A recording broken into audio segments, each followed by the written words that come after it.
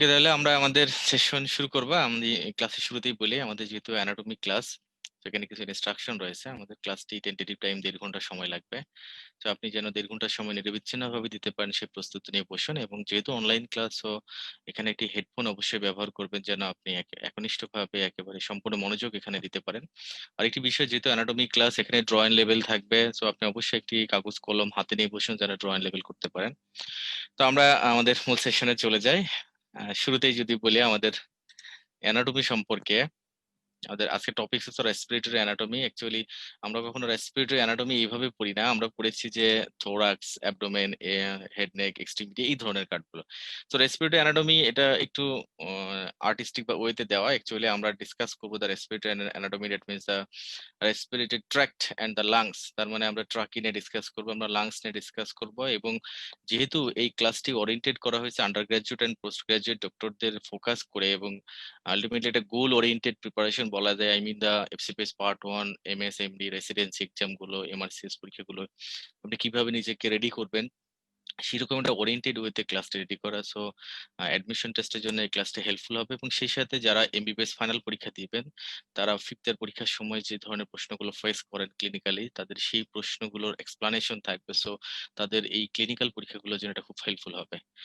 তো আমরা শুরু করি আজকের ক্লাস থেকে। আমরা যে বিষয়গুলোতে আমাদের কনসেপশনটা ক্লিয়ার করব, সেগুলোর মধ্যে একটি হচ্ছে আমাদের রেসপিরেটরি ট্র্যাক্ট সম্পর্কে। আমাদের অনেকেরই কনফিউশন রয়েছে, how long the upper and lower respiratory tract, অথবা what is the demarcation between the upper and lower respiratory tract, এটা নিয়ে আমরা ডিসকাস করবো। And the trachea is very important for postgraduation entry exam and also for clinical examination in different exam.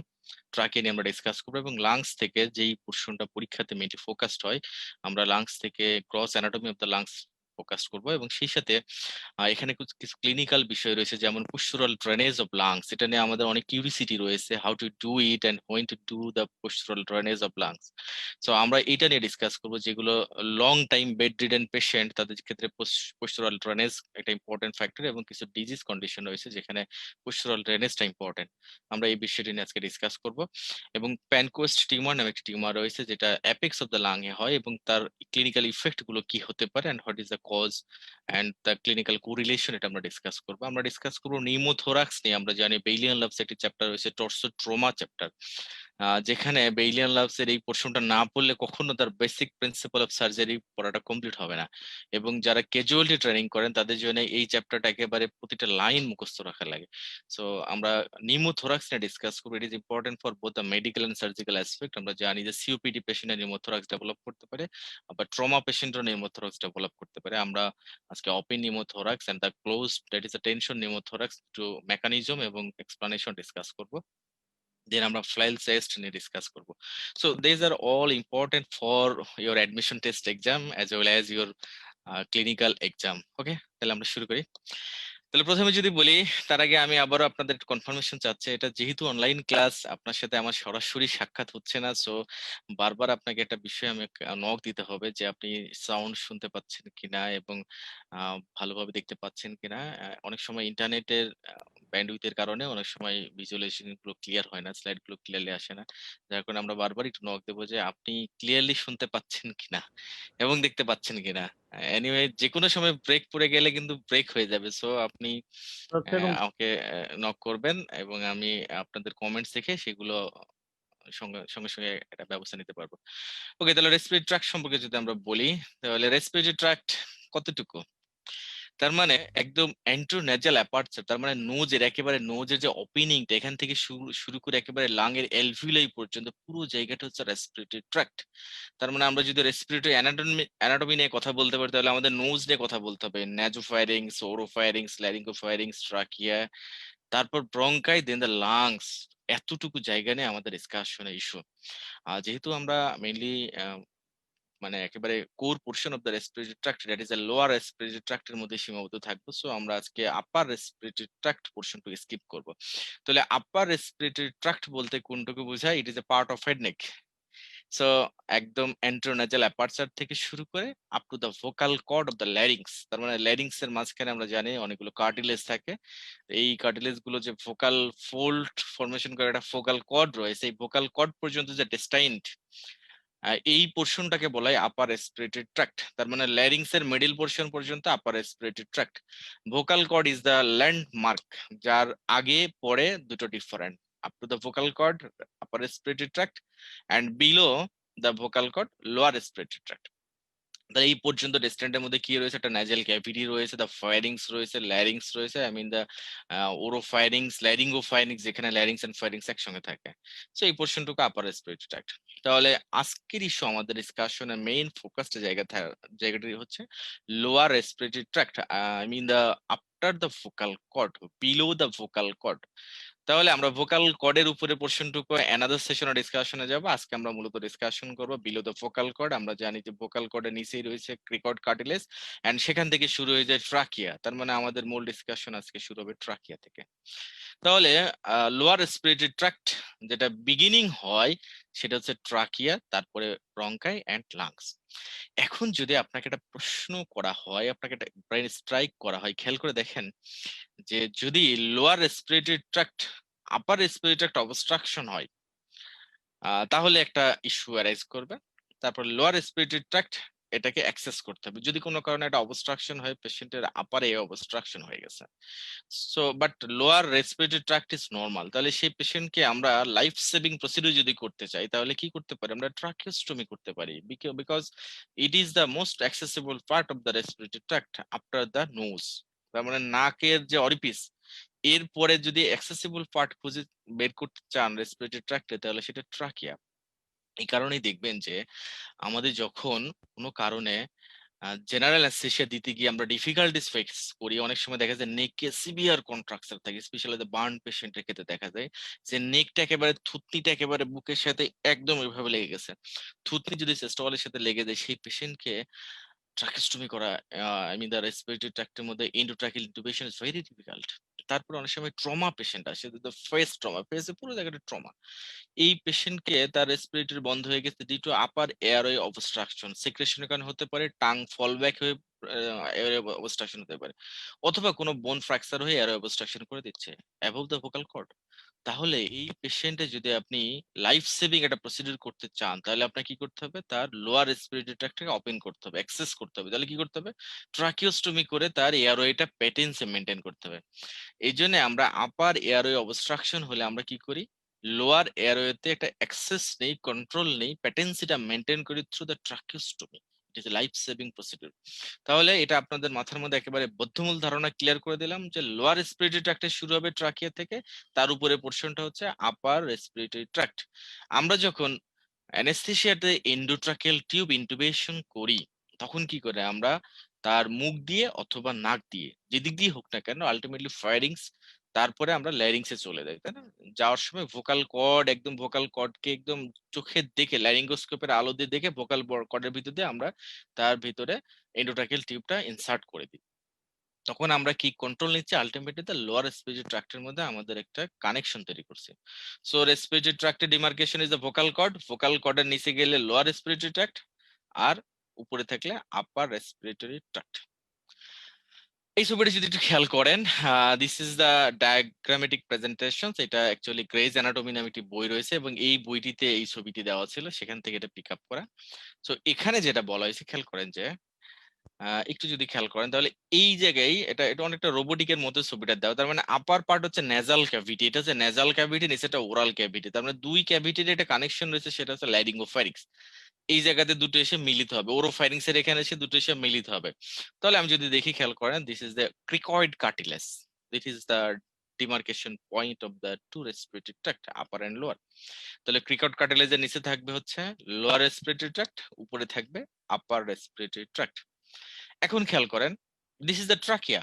এন্ট্রোলি আমরা জানি যে trachea থাকে, এবং তার পেছনে থাকে oesophagus. In case of the lower part of the respiratory tract বা নেকের নেক্সট হাফ পোর্শনে যদি দেখেন, থাইরয়েড কার্টিলেজের নিচে ক্রিকট কার্টিলেজ থাকে, তার নিচে দেখা যাবে যে সামনের দিকে ট্রাকিয়া থেকে, পিছনে থাকে oesophagus. This is the oesophagus. এখন এটা তো নেকের নিচের পোর্শন হলো, তাহলে আপার পোর্শন যদি চিন্তা করি, খেয়াল করেন যেখানে ট্রাকিয়া এন্ড ইসোফেগাস ফরমেশন হয় নাই, মিডিল পোর্শন, তার মানে ল্যারিংস এই জায়গা, this is the laryngopharynx. This portion it is called laryngopharynx. আবার দেখে নেন, এই পোর্শনটা হচ্ছে ল্যারিঙ্গোফায়ারিংস। তার মানে এখানে ল্যারিংস আছে, ফায়ারিংস আছে, এই পোর্শনটা। এখানে যদি খেয়াল করেন দেখেন লেরিংস রয়েছে, লেরিংস এর কার্টিলেজ গুলো যদি খেয়াল করেন, this is the thyroid cartilage, cricoid cartilage, adenoid cartilage, অনেকগুলো কার্টিলেজ রয়েছে। এবং এখানে মিকোজাল থিকেনিং হয়ে দিস ভোকাল ফোল্ড, এইগুলো যে লম্বা চিকন চিকন দেখা যাচ্ছে, this is the vocal fold, এইটুকু হচ্ছে ল্যারিঙ্গোফারিংস। এখন এখানে একটা ইম্পর্টেন্ট বিষয়, যেহেতু আমরা জানি যে বাইপাস রুট, মনে করেন একটা রাস্তা ক্রসিং হয়ে আরেক রাস্তা যাবে, ধরুন ঢাকা শহরের কথা যদি চিন্তা করেন, শাহবাগ মোড়ের উপরে চারটা মানে ক্রসিং হয়, মানে ওই মোড়ের উপর থেকে একটা চলে যাচ্ছে টিএসসির দিকে, আর এটা চলে যাচ্ছে মনে করেন যে কাটাবন বা সায়েন্স ল্যাবের দিকে, তাহলে এটা ডাইরেক্ট ক্রসিং হচ্ছে। ঠিক সিমিলার একই ধরনের একেবারে দুটা মুখোমুখি ক্রসিং হয় এই ল্যারিঙ্গোফারিংস লেভেলে। এই কথা যদি চিন্তা করেন, এই মানুষটা যখন খাচ্ছে, দিস ইজ দ্য এপিগ্লোটিস, যেটা আমাদের কাভারিং দেয়, তো ওটা পরে দেখবো, আমরা এখানে চিন্তা করি। Then এই যে this is the nasal cavity, nasal ক্যাভিটিতে বাতাস ঢুকলো, নেজাল ক্যাভিটিতে বাতাস ঢুকে যাবে কোন দিকে? অ্যান্টেরিয়রলি। কোথায় যাবে? ল্যারিংস হয়ে যাবে, সে ট্রাকিয়া হয়ে লাংসে। বাট নেজাল ক্যাভিটি নিচে আছে কি ওরাল ক্যাভিটি, ওরাল ক্যাভিটিতে এই বাতাসটা এখানে ক্রসিং হয়ে যাবে পেছনের দিকে, তার মানে দের is A Chris cross crossing, আড়াআড়ি ক্রসিং হবে। ব্যাপারটা খুব মজার কিন্তু। নেজাল ক্যাভিটিতে বাতাস ঢুকে সে যাচ্ছে অ্যান্টেরিয়র রুটে, যাবে কোথায়? ট্রাকিয়াতে ঢুকে লাংসে যাবে। নেজাল ক্যাভিটি জাস্ট নিচে আছে ওরাল ক্যাভিটি, ওরাল ক্যাভিটিতে বাতাস ঢুকে এই ল্যারিঙ্গোফারিংস এখানে এসে ওরোফারিংস এখানে ক্রসিং হয়ে সে যাবে behind the larynx, that is pharynx এর মধ্যে, তার মানে ইসোফেগাসে যাবে।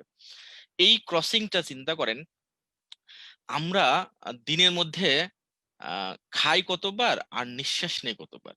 আমরা প্রতি মিনিটে 12 থেকে 14 বার নিঃশ্বাস নেই, তাই ব্রিদিং করি। আর দিনের মধ্যে খাই কতবার? হয়তো 3-4 বার, যারা বেশি খান তাদের বিষয় ভিন্ন, তবে এইরকম খাওয়া হয়। তাহলে এখানে তো ইনলেট দুটো, একটা হচ্ছে ল্যারিনজিয়াল ইনলেট, যেটা ল্যারিংসে যাবে, ট্রাকিয়াতে যাবে, বাতাস যাবে, আর এটা হচ্ছে ইসোফেজিয়াল ইনলেট বা ফ্যারিনজিয়াল ইনলেট, যেটার মধ্যে যাবে ইসোফেগাসে যাবে, স্টমাকে যাবে।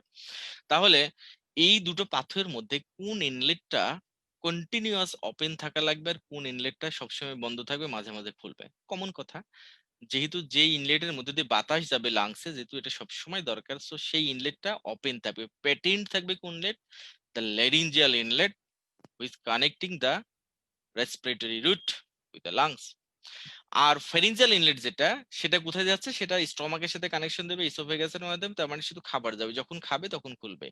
এই কারণেই সৃষ্টিকর্তা কন্টিনিউয়াসলি বন্ধ করে রেখেছে, মানে সব সময়ের জন্য কনস্ট্রিক্টেড হয়ে থাকবে, সেটা হচ্ছে ফ্যারিনজিয়াল ইনলেট অথবা ইসোফেজিয়াল ইনলেট। এই জন্য আমরা দেখেন হেডনেকের মধ্যে সবচেয়ে যে বিরক্তিকর যে মাসলটা নাম পড়েছি, সেটা হচ্ছে constrictor of the ফ্যারিংস, constrictor, middle constrictor, superior constrictor, inferior constrictor of the ফ্যারিংস, 3 ধরনের কনস্ট্রিক্টর রয়েছে। এই যে ফ্যারিঞ্জিয়াল কনস্ট্রিক্টর মাসল গুলো, এটা কিন্তু ল্যারিংসে না, এটা হচ্ছে ফ্যারিংসে রয়েছে। এই জন্য এই constrictor, 3 groups of constrictor muscle pharyngeal opening কে সবসময় ক্লোজ করে রাখে, এই মুখটাকে ক্লোজ করে রাখে। তাহলে খোলা থাকে কে? ল্যারিঞ্জিয়াল ইনলেটটা সবসময়ের জন্য খোলা থাকে, যার মধ্যে বাতাস যায়। তাহলে এখন মানুষটা যখন খাবে, খাওয়া দাওয়া করার সময় তার তো বাতাস দেওয়া বন্ধ রাখা লাগবে, তাই না? কারণ যেহেতু ক্রসিং হবে। তাহলে this is the epiglottis, this is the epiglottis. এই এপিগ্লোটিস এর কাজ হচ্ছে, যখন মানুষটা খাওয়া দাওয়া করবে, তখন খাওয়ার সময় যেহেতু খাবারটা directly mouth cavity, oral cavity থেকে শুরু করে ক্রসিং করে ল্যারিঞ্জিয়াল ইনলেটকে ক্রসিং করে সে যাবে ইসোফেগাসের মধ্যে। সো এই ইসোফেগাসের এই সময় ল্যারিঞ্জিয়াল ইনলেটকে একটু বন্ধ করে রাখবে, ঢেকে রাখবে, উপরের মুখটাকে ঢেকে দিবে, সেটা হচ্ছে এপিগ্লোটিস। তাহলে এপিগ্লোটিস একটা গেটওয়ে হিসেবে কাজ করে, একটা গেটম্যানের মতো কাজ করে, যার কাজ হচ্ছে মাঝে মাঝে ল্যারিঞ্জাল ইনলেটকে বন্ধ করে দেওয়া। কখন বন্ধ করে দিবে? যখন মানুষটা খাওয়া দাওয়া করবে। এই জন্যই দেখবেন যারা খাওয়ার সময় বেশি বেশি কথা বলে, সে খাওয়ার সময় বেশি কথা বলছে, কথা বলতে হলেই বাতাস আসা লাগবে ল্যারিংস থেকে, কারণ ল্যারিংস এর মধ্যে আমরা জানি ভোকাল ইনস্ট্রুমেন্ট গুলো থাকে আমাদের হিউম্যান বিং এর। তাহলে ল্যারিংস যদি ওপেন না হয়, তাহলে আমরা কখনোই কথা বলতে পারবো না। এখন ল্যারিংস ওপেন করে দিচ্ছে এপিগ্লোটিস দিয়ে ডিউরিং ইটিং, এই সময় আপনি বেশি বেশি কথা বলতেছেন, তার মানে কি বারবার এপিগ্লোটিস খুলে আবার বাতাসের জন্য ল্যারিঞ্জাল ইনলেট ওপেন করা লাগছে। সো যারা খাওয়ার সময় বারবার কথা বলার চেষ্টা করে, তাদের খাবারগুলো যেমনটা ইসোফেগাসে যাচ্ছে, মাঝে মাঝে তাদের খাবারগুলো ভুল ক্রমে চলে আসে ল্যারিঞ্জাল ইনলেট দিয়ে ল্যারিংসে, তখনই তাদের এই যে বিষম লাগা, অনেক জোরে বিষম ওঠা, বা এই যে মানে প্রবলেম যেগুলো হয়, মানে খাইতে খাইতে তার নিঃশ্বাস বন্ধ হয়ে যাওয়া, এই প্রবলেম গুলো হবে। এই জন্যই দেখেন যে আমাদের ধর্মেও এটা নিষেধ করা আছে যে খাওয়ার সময় চুপ করে খেতে বলা হয়। খাওয়ার সময় কিন্তু এই যে ছাগলের মতো অনেক কথা বলতে, মানে শব্দ করতে বলে না। অনেকের এটা ব্যাড হ্যাবিট রয়েছে, এবং অনেকের মানে ফ্যামিলি হ্যাবিট আছে যে খাওয়ার সময় বসে ফ্যামিলির সব গল্পগুজবগুলো করতে হবে। অ্যাকচুয়ালি খাওয়ার সময় কিছু করা উচিত না। This is the scientific explanations. খাওয়ার সময় ডিউরিং ইটিং আপনার ল্যারিঞ্জিয়াল ইনলেটটা বন্ধ থাকে। এইজন্য ওই সময় আপনি যদি খুব বেশি ঘন ঘন কথা বলার চেষ্টা করেন তাহলে কি হবে, আপনার ল্যারিঞ্জিয়াল ইনলেটটা বারবার ওপেন হবে, এপিগ্লোটিসটা বারবার হবে, আননেসেসারিলি ওপেন হবে। সো আপনার মাঝে মাঝে খাবারটা ভুলক্রমে পথে চলে যাবে এবং বারবার দেখবেন যে আপনার বিষম লাগতেছে বা এরকম করে খাবার বের হয়ে আসতেছে, শ্বাসকষ্ট হয়ে যাচ্ছে, এরকম প্রবলেম গুলো হবে। সো এটা ন্যাচারাল পাথওয়ে। তাহলে আমরা এখান থেকে এটা আপার এর পার্ট, তার মানে আমরা এটা একটু শিখে নিলাম যে গ্রেজ অ্যানাটমিতে এইভাবে ব্যাখ্যাগুলো দেওয়া আছে। দিস ইজ দ্য লেরিঞ্জিয়াল পাথওয়ে আমরা শিখে নিয়েছি। দিস ইজ দ্য, এই ছবিটা যদি আমরা আরেকবার দেখে নিই তাহলে এই বরাবর আমাদের যেটা যাচ্ছে, this is the route for air conduction towards the lungs, and this is the route for food conduction towards the esophagus, and there is a crossing of this air and food, mixing of air and food within the oropharynx and laryngopharynx এর এখানে, and it is closed by laryngeal inlet is closed by the epiglottis during eating food। মানে এটা খাওয়ার পুরো time যে বন্ধ থাকে তা না, যখন আপনি ডেগ্লুটেট করবেন খাবারটা যেই ইসোফেগাসের মধ্যে পাস করবেন ঠিক ওই সময়টাই ভেরি মানে খুব মিনিমাম টাইমের জন্য ওই সময় ল্যারিঞ্জিয়াল ইনলেটটা বন্ধ হয়ে যাবে। সো এটা আমাদের এক্সপ্লানেশন, আজকে মূল আলোচ্য বিষয় নয়। তাহলে দেখেন ল্যারিংস এন্ড ফ্যারিংস যদি বলি তাহলে আমরা বলি ল্যারিংস হচ্ছে ইট ইজ আ সাউন্ড বক্স, যেটা মানে সাউন্ড প্রডিউস করে। দেখবেন যে একটা আহ, শুধু বাতাস দিয়ে সাউন্ড তৈরি করা যায় না, আবার বাতাস ছাড়া কখনো সাউন্ড হবে না। এই জন্য দেখবেন যে দোতারা একতারা এগুলো টুংটাং করার জন্য বিভিন্ন পার্টস অফ ইনস্ট্রুমেন্ট থাকে। এটা হারমোনিয়ামের মধ্যে lot of parts of instrument থাকে, মানে বিভিন্ন ধরনের ইনস্ট্রুমেন্ট দিয়ে টুংটাং করলে সাউন্ড তৈরি হবে। তাহলে ল্যারিংস এর মধ্যে অনেকগুলো কার্টিলেজ দেওয়া হয়েছে, ভোকাল কর্ড দেওয়া হয়েছে যেন সাউন্ড প্রডিউস হয়। So this are important. তাহলে ল্যারিংস যেটাকে বলা হয় sound box, it produces sound, এবং এই সাউন্ড কি হবে, সাউন্ড তখন বেরোবে কোন দিক দিয়ে, আপনার মডিফাই হবে within the pharynx and oral cavity. এই জন্য যাদের দাঁতের সমস্যা, দাঁত পড়ে গেলে দেখবেন যে কথাগুলো খুব সুন্দর শোনা যায় না। তারপর যাদের ক্লেফট প্যালেট আছে তাদের দেখবেন কথা নাকে কথা হয়, যাদের নাকের প্রবলেম আছে তাদেরও কথা ভালো হয় না। সো সাউন্ড প্রডিউস হবে উইদিন দ্য ল্যারিংস এবং সাউন্ডের মডিফিকেশন হবে within the pharynx and oral cavity. So cricoid cartilage, এরপর থেকে আমাদের আজকে ডিসকাশন ইস্যু ক্রিকট কার্টিলেজ। আমরা জানি এট the level of 6 cervical vertebra লেভেলে থাকে ক্রিকট কার্টিলেজ, এবং যেটা মূলত ল্যারিংস এবং ট্রাকিয়ার জাংশন বরাবর থাকে, এবং এটা অ্যাকচুয়ালি ফায়ারিংস এন্ড ইসোফেগাসকে ডিফারেন্সিয়েট করে দেয়। সো ট্রাকিয়া সম্পর্কে যদি আমরা আজকে বলতে চাই, trachea it's a very commonly মানে স্টাডিড অর্গান, যেটা আমরা পড়েছিলাম, আমরা ফার্স্ট ইয়ারেই পড়েছি। ট্রাকিয়া এটা অ্যাকচুয়ালি ফাইব্রো কার্টিলেজিনাস টিউব, তার মানে এর মধ্যে কার্টিলেজ থাকবে, কিছু ফাইব্রাস টিস্যু থাকবে, এবং এর পেছনে একটু মাসকুলার টিস্যু থাকে, ট্রাকিয়ালিস মাসলও থাকে। So it's extension up from the cervical 6। আমি বলেছিলাম যে ক্রিকয়েড কার্টিলেজের লেভেল হচ্ছে cervical 6 vertebra. So cervical 6 vertebra ওই লেভেলে থাকে আমাদের, তার উপরেই থাকে ল্যারিংস। তাহলে এই যে ক্রিকট কার্টিলেজ যেটা সার্ভাইকাল 6 ভার্টিব্রা, এই লেভেলের পর থেকে শুরু হবে ট্রাকিয়া। এবং এই ট্রাকিয়ার এক্সটেনশন কতটুকু, ট্রাকিয়ার এক্সটেনশন বলা হয়, আমরা জানি যে 10 থেকে 12 সেন্টিমিটার লেন্থ হয়। কিন্তু পরীক্ষার জন্য যেটা ইম্পর্টেন্ট, রেসিডেন্সি পরীক্ষায় ইচ এন্ড এভরি ইয়ার একটা পরীক্ষায় কোশ্চেন আসে যে আহ, কোন কোন স্ট্রাকচার গুলো ফলোইং স্ট্রাকচারের মধ্যে কোনটা কোনটা এক্সটার্নাল অ্যাঙ্গেল লেভেলে অথবা অ্যাঙ্গেল অফ লুইস লেভেলে থাকে। এটা একটা খুব মানে কমন টপিকস, প্রতিবারই আসে বলা যায়। তো এইটা হচ্ছে ট্রাকিয়া, আমরা জানি দুটো ভাগে বিভক্ত হয়, দুটো মেজর ব্রঙ্কাই অথবা প্রিন্সিপাল ব্রঙ্কাই ফরমেশন করে। এই যে ট্রাকিয়া ডিভাইড করে সেটা অ্যাকচুয়ালি এক্সটার্নাল অ্যাঙ্গেল লেভেলে অথবা অ্যাঙ্গেল অফ লুইস লেভেলে। এই অ্যাঙ্গেল অফ লুইস বা এক্সটার্নাল অ্যাঙ্গেল লেভেল হচ্ছে T4, মানে thoracic 4 lumber vertebral lower border, তার মানে T4 এন্ড 5 এর জাংশন হচ্ছে এক্সটার্নাল অ্যাঙ্গেল লেভেল। তাহলে একদম মাথার মধ্যে স্পষ্টভাবে ক্লিয়ারলি ঢুকিয়ে নিন যে ট্রাকিয়ার এক্সটেনশন ফ্রম দ্য ক্রিকট কার্টিলেজ, তার মানে সার্ভাইকাল 6 ভার্টিব্রা, এবং ট্রাকিয়া নিচের দিকে শেষ হয় কোথায়, এক্সটার্নাল অ্যাঙ্গেল লেভেলে, যেটা হচ্ছে T4 vertebral lower border correspond করে। ওকে, ট্রাকিয়া সম্পর্কে আরো কিছু কথা রয়েছে। ট্রাকিয়া সম্পর্কে অবশ্যই জানতে হবে, এখানে কার্টিলেজ গুলো ইনকমপ্লিট রিং ফর্মেশন হয়। এই কার্টিলেজ গুলো কমপ্লিট না, সি শেপড, মানে এর পেটের মধ্যে কিছু জায়গা ফাঁকা থাকবে, চারিদিকে সারাউন্ড করে থাকে, পেছনের দিকে কিছু জায়গা ফাঁকা থাকবে, সি শেপড। এবং এই কার্টিলেজ গুলো হায়ালিন কার্টিলেজ, এটা ইলাস্টিক কার্টিলেজ নয়, এটা ফাইব্রো কার্টিলেজ নয়, এটা হচ্ছে হায়ালিন কার্টিলেজ। এবং এই হায়ালিন কার্টিলেজ স্ট্যাবিলিটি দেয়, বাকি কার্টিলেজ গুলো কখনো এত বেশি স্ট্যাবিলিটি দিতে পারে না। তিনটা কার্টিলেজের মধ্যে, তিন ধরনের কার্টিলেজের মধ্যে হায়ালিন কার্টিলেজ এটা সবচেয়ে বেশি স্ট্যাবিলিটি দেয়, এবং অনেক সময় এটা ক্যালসিফিকেশন হয়ে বোনের মতো হয়ে যায়। তো এর পেছনে একটা মাসল রয়েছে, যে মাসলটাকে বলে ট্রাকিয়ালিস মাসল, এটা স্মুথ মাসল, এটা মাসল থাকে। তাহলে এখন এই যে লাইফ সেভিং প্রসিডিউর নিয়ে যেটা আমরা বললাম, তাহলে ট্রাকিওস্টমি আপনি কোথায় করবেন? ট্রাকিয়াল রিং তো আমরা শুরু করেছিলাম C6 সার্ভাইকাল ভার্টেব্রা লেভেল থেকে শুরু হয়, তাহলে ট্রাকিওস্টমি করা হয় second, third and fourth tracheal ring বরাবর একটা ইনসিশন দেওয়া হয়। কসমেটিক চিন্তা করলে ট্রান্সভার্স ইনসিশন, ইমার্জেন্সি সময় ভার্টিক্যাল ইনসিশন দিয়ে ট্রাকিয়া ওপেন করে সেখানে একটা ট্রাকিওস্টমি টিউব দিয়ে দেওয়া হয়। তাহলে আপার যদি অবস্ট্রাকশন হয় ডিউ টু ট্রমা অথবা কোনো ট্রাঙ্ক ফল ব্যাকে অথবা কোনো হেমাটোমা দিয়ে কোনো কোনো অবস্ট্রাকশন হয়ে থাকে অথবা কোনো ক্যান্সার বা টিউমার দিয়ে অবস্ট্রাকশন হয়ে থাকে, তাহলে আমরা কি করি সেক্ষেত্রে ট্রাকিওস্টমি করতে পারি at the level of second, third and fourth tracheal link. It is a very important information for the single based questions. So this is the trachea. তাহলে দেখেন এই যে ট্রাকিয়াটা শুরু হয়েছে, this is from cervical 6 vertebra, and এই যে এখানে শেষ হয়েছে, this is bifurcation point of the trachea. এটাকে বলা হয় bifurcation point of the trachea. এর একটা নাম রয়েছে যাকে বলে কারিনা অফ দ্য ট্রাকিয়া। যেখানে ডিভাইড করে সেটাকে বলা হয় কারিনা অফ দ্য ট্রাকিয়া। তাহলে carina of the trachea is an important point, যেখানে হাইলি সেন্সিটিভ, এখানে খুবই most sensitive area of the trachea বলা হয় কারিনা অফ দ্য ট্রাকিয়া। এবং কোন একটা ফরেন বডি, বাতাস ছাড়া আর যে কোনো বস্তু যদি এই বরাবর সোজা আসে, এসে প্রথমে স্ট্রাইক করবে কারিনাকে, কারিনাকে স্ট্রাইক করলে কারিনা তখন আপনার যেটা করবে কাফ রিফ্লেক্স তৈরি করবে immediately, highly sensitive part of the trachea.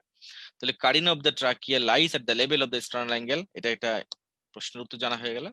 তারপরে কাফ রিফ্লেক্স ইনিশিয়েট করে কি কারিনা অফ দ্য ট্রাকিয়া, এটা কিন্তু কাফ রিফ্লেক্স ইনিশিয়েট করে।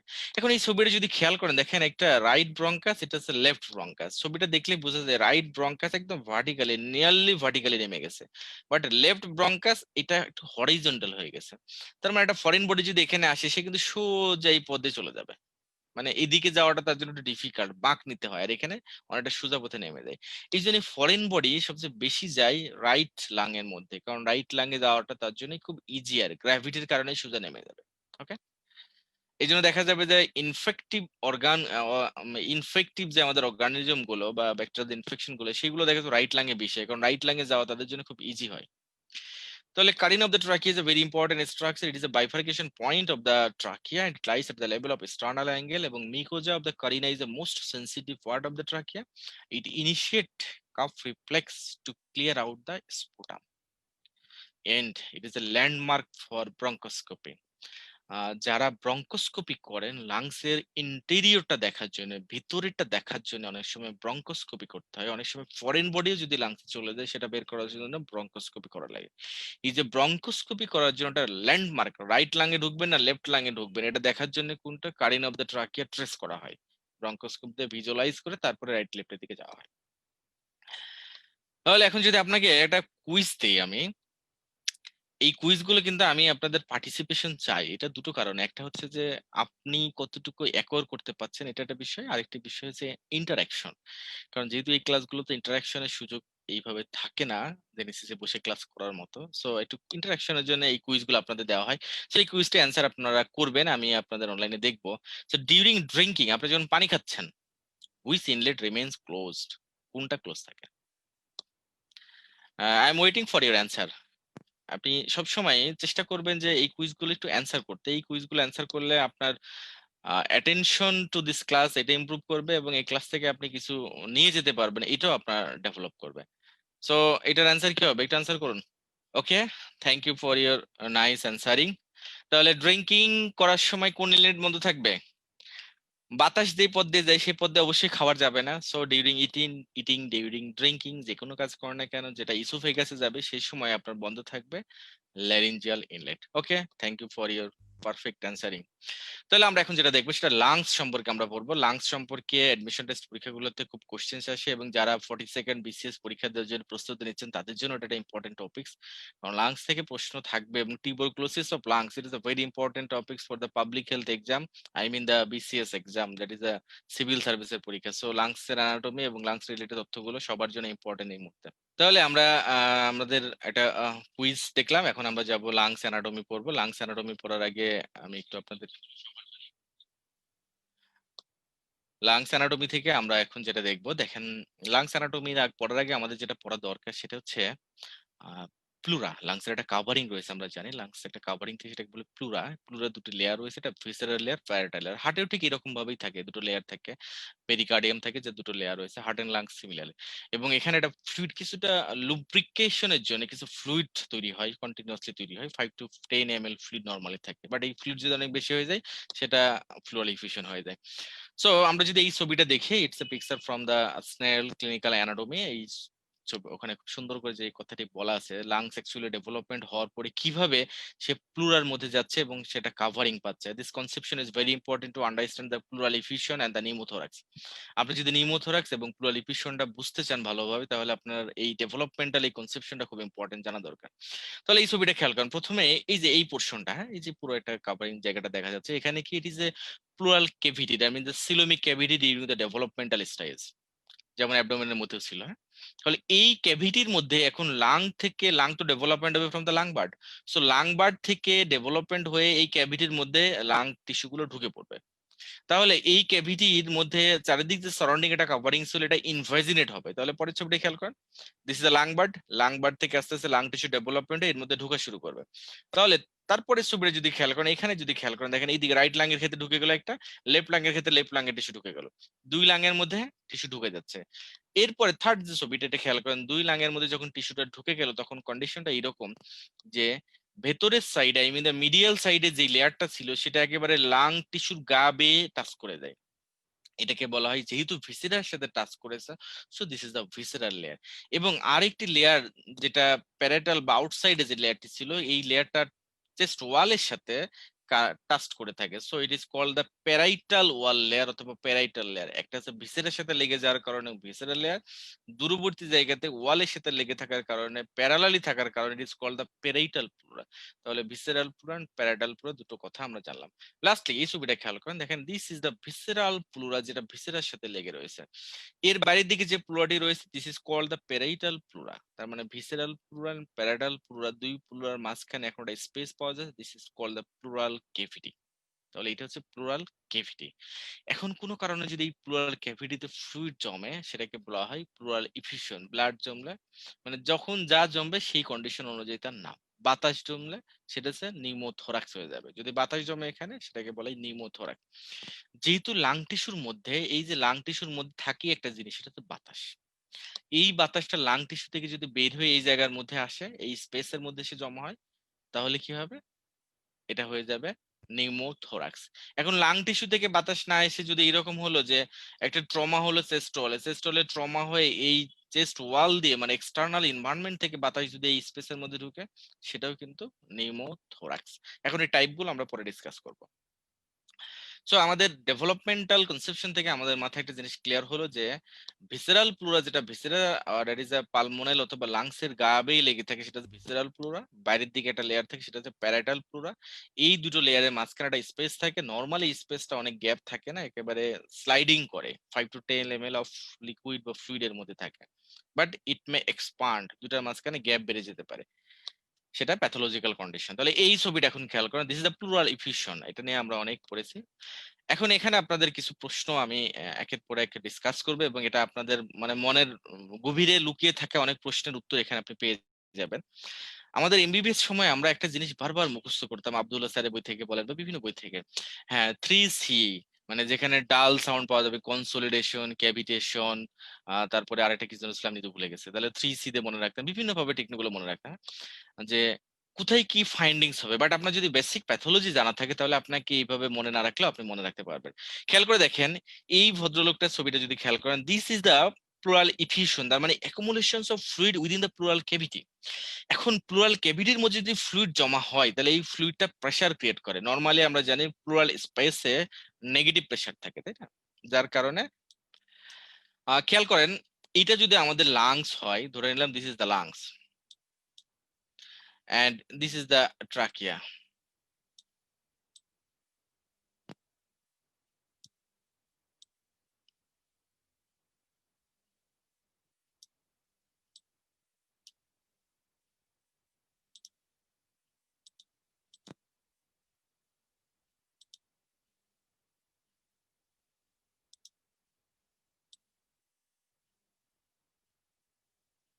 কারণ রাইট লাংসকে অবশ্যই একটু দেখাইতে হবে আপনার ভার্টিক্যাল ওয়েতে, কারণ রাইট লাং হবে ভার্টিক্যাল।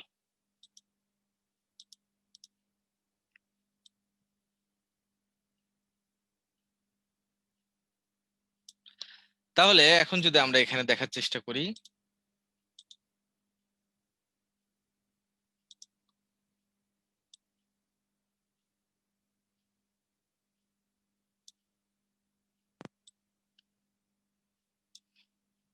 তাহলে এখন খেয়াল করেন এইটা লাংস, তাহলে এই লাংসের বাইরে একটা কাভারিং রয়েছে, যে কাভারিংটা আমরা ডিফারেন্ট নাম দিতে পারি। ধরে নিলাম this is the covering and this is the pleura.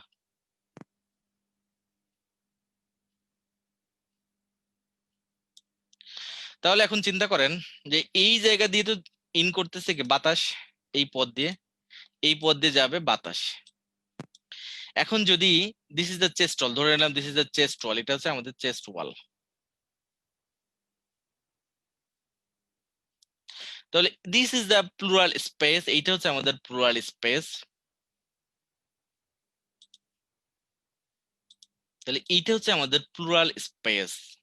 এখানে সবসময় একটা নেগেটিভ প্রেসার থাকে, যার কারণে লাং টিস্যু এখানে এক্সপান্ড করতে পারে, আবার বাতাস ছেড়ে দিতে পারে। এখন যদি কোনো কারণে একটা কন্ডিশন অ্যারাইজ করলো, সেই কন্ডিশনটা কিরকম হতে পারে সেটা আমরা দেখাই। ধরুন এখানে একটা ট্রমা হলো, ট্রমা হয়ে এই বরাবর পুরোটা ইনজুরি হয়ে চেস্ট ওয়াল, চেস্ট ওয়াল এখানে ইনজুরি হলো, ওই এই বরাবর সেটা লাইন তৈরি করে নিল। তাহলে এখন কি হবে, এখন এই বাতাস এখন এই পথ দিয়ে এখানে ঢুকবে, এই পথ দিয়ে এখন বাতাস ঢুকে পড়বে, এদিকে চারিদিক দিয়ে বাতাস ঢুকে পড়বে, ইয়েস চারিদিকে এখন বাতাস ঢুকে যাচ্ছে।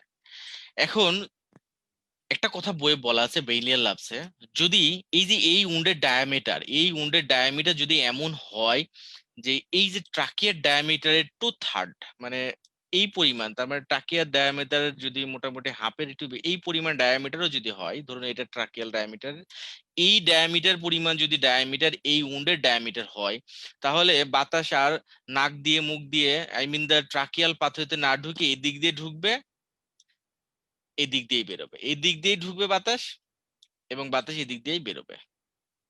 তার মানে কন্ডিশনটা এরকম যে আমরা জানি যে নর্মালি লাংস সবসময় নেগেটিভ প্রেসার মেনটেন করে ইন্টারপ্লোরাল স্পেসে, তার মানে ট্রাকিয়া দিয়ে, আমাদের নোজ দিয়ে মাউথ দিয়ে যে বাতাসগুলো ট্রাকিয়া উড়ে যাচ্ছে সেগুলো লাংসের মধ্যে যাচ্ছিল।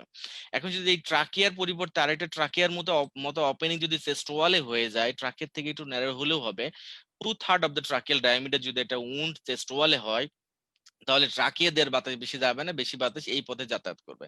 তাহলে এইটা একটা থোরাক্সের মধ্যে বাতাস জমাইছে, so it is called the pneumothorax, pneumothorax.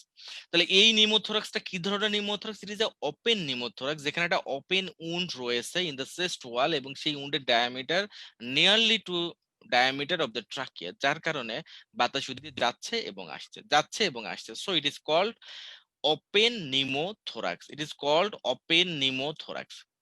এখন কন্ডিশন যদি ডিফারেন্ট হয়, ডিফারেন্ট কেমন হতে পারে এটি একটু দেখে আপনাদের। হ্যাঁ, উন্ড একটা আছে, উন্ড একটা আছে, উন্ডটা কেমন এটা বলি। তাহলে একটা ছোট্ট একটা উন্ড আছে, তাহলে উন্ডের সাইজটা হচ্ছে এখানে এত বড় নয়, তার মানে একটা ছোট্ট একটা উন্ড, এই পরিমাণ একটা উন্ড আছে। এখন যেহেতু এই জায়গাটা নেগেটিভ প্রেসার, সো উন্ড যত ছোটই হোক বাতাস এখানে সাক করে নিয়ে চলে আসবে, এই বরাবর বাতাস ঢুকে পড়বে। তার মানে যেহেতু প্লুরাল স্পেস একটা নেগেটিভ প্রেসার মেনটেন হয় সবসময়, সো বাতাস অল্প হলেও সাক করে চলে আসবে। তার মানে এই যে এই বরাবর যে জায়গা দিয়ে এই উন্ড দিয়ে এখন বাতাস এর মধ্যে ঢুকলো। এখন আমরা জানি যে বিন্দুর মধ্যে সিন্ধু খুঁজে পড়াটা গল্প আমরা জানি। তারপর অনেকে গল্প শুনবে যে সূচ হয়ে ঢুকবে, তারপরে সে ফাল হয়ে বেরোবে, মানে ছোট্ট একটা পয়েন্ট দিয়ে ঢুকবে, বেরোনোর সময় অনেক বড় হয়ে বেরোবে। এরকম কিছু আমরা কথা শুনি, এরকম একটা ব্যাপার যে এই ছোট্ট ওপেনিং দিয়ে বাতাস যখন ঢুকতে পারছে, কিন্তু এই বাতাস আর এই ওপেনিং দিয়ে বেরোয় যে আসবে সেই রকম সুযোগ সবসময় ক্রিয়েট করতে পারে না। কেননা এখানে যে চেস্ট ওয়ালের, এখানে যে চেস্ট ওয়ালের মাসল গুলো রয়েছে, চেস্ট ওয়ালের মাসল এটা তখন এই বরাবর আবার এটা ওভারল্যাপিং করে ব্যাক ফ্লো করতে দেয় না, বাতাসকে ব্যাক করতে দেয় না। তার মানে only the entrance, only the entrance but no exit, exit যখন ক্লোজ, শুধু ঢুকতে পারবে, বেরোতে পারবে না, due to valve like action of the chest wall muscle, অথবা এই লোকটা একটা জামা গায়ে দিয়েছিল, সেই জামাটা ছিঁড়ে এখানে আটকে গেছে। তার মানে বাতাস নেগেটিভ প্রেসারের কারণে হাই প্রেসারের এরিয়া থেকে সে লো প্রেসারের এরিয়া দিকে বাতাস যাচ্ছে, কিন্তু বাতাস সেটা স্কিপ করে বের আসতে পারছে। তার মানে ওয়ান ওয়ে ভালভ হিসেবে কাজ করতেছে, যে ভালভটা শুধুমাত্র বাতাসকে ঢুকতে দিচ্ছে towards the pleural cavity, but বাতাসকে এক্সিট করতে দিচ্ছে না। তাহলে it is a one way valve, একমুখী ভালভের মতো কাজ করতেছে। তাহলে কি কন্ডিশনটা দেখবেন, এখন এখানে এসে বাতাস জমেছে, এখানে যদি বাতাস এভাবে জমতে থাকে চারিদিকে সে বাতাস জমে যাচ্ছে, তাহলে লাং টিস্যুর অবস্থা কি হবে? তখন লাং টিস্যুর অবস্থাটা দেখেন যেটা হবে, তখন এই লাং টিস্যুটা আস্তে আস্তে কোলাপস করবে। কোলাপস করে তখন দেখা যাবে লাংসটার কন্ডিশনটা হবে এইরকম, যেটা একটু আগে আমরা দেখেছিলাম, যে এইটুকু একটা লাংস, এইটুকু একটা লাংস, তার চারপাশে জমে গেছে বাতাস আর বাতাস, এদিক দিয়ে সব বাতাস আর বাতাস। এখন আপনি যেটা দেখতে পারবেন যে এই পেশেন্টে there is a definitive collapsed lung margin, তার মানে আপনি যদি এখন খুঁজেন তাহলে দেখা যাবে there is a collapsed lung margin, এরকম একটা কোলাপসড লাং মার্জিন দেখা যাবে।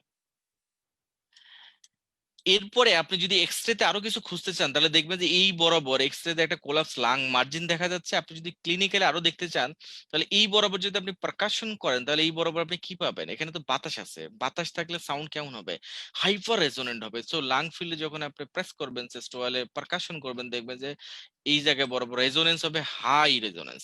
এখন যদি আপনি এই জায়গাটুকুর মধ্যে ব্রেথ সাউন্ড খোঁজার চেষ্টা করেন, breath sound there will be no breath sound, কারণ আমরা জানি ব্রেথ সাউন্ড দুটো কারণে, ইনস্পিরেশন আর এক্সপিরেশন দুটো ফেজে হয়। সো এখানে কোনো ব্রেথ সাউন্ড আপনি পাবেন না, কারণ এখানে এক্সট্রা বাতাস যার কোনো মুভমেন্ট নাই।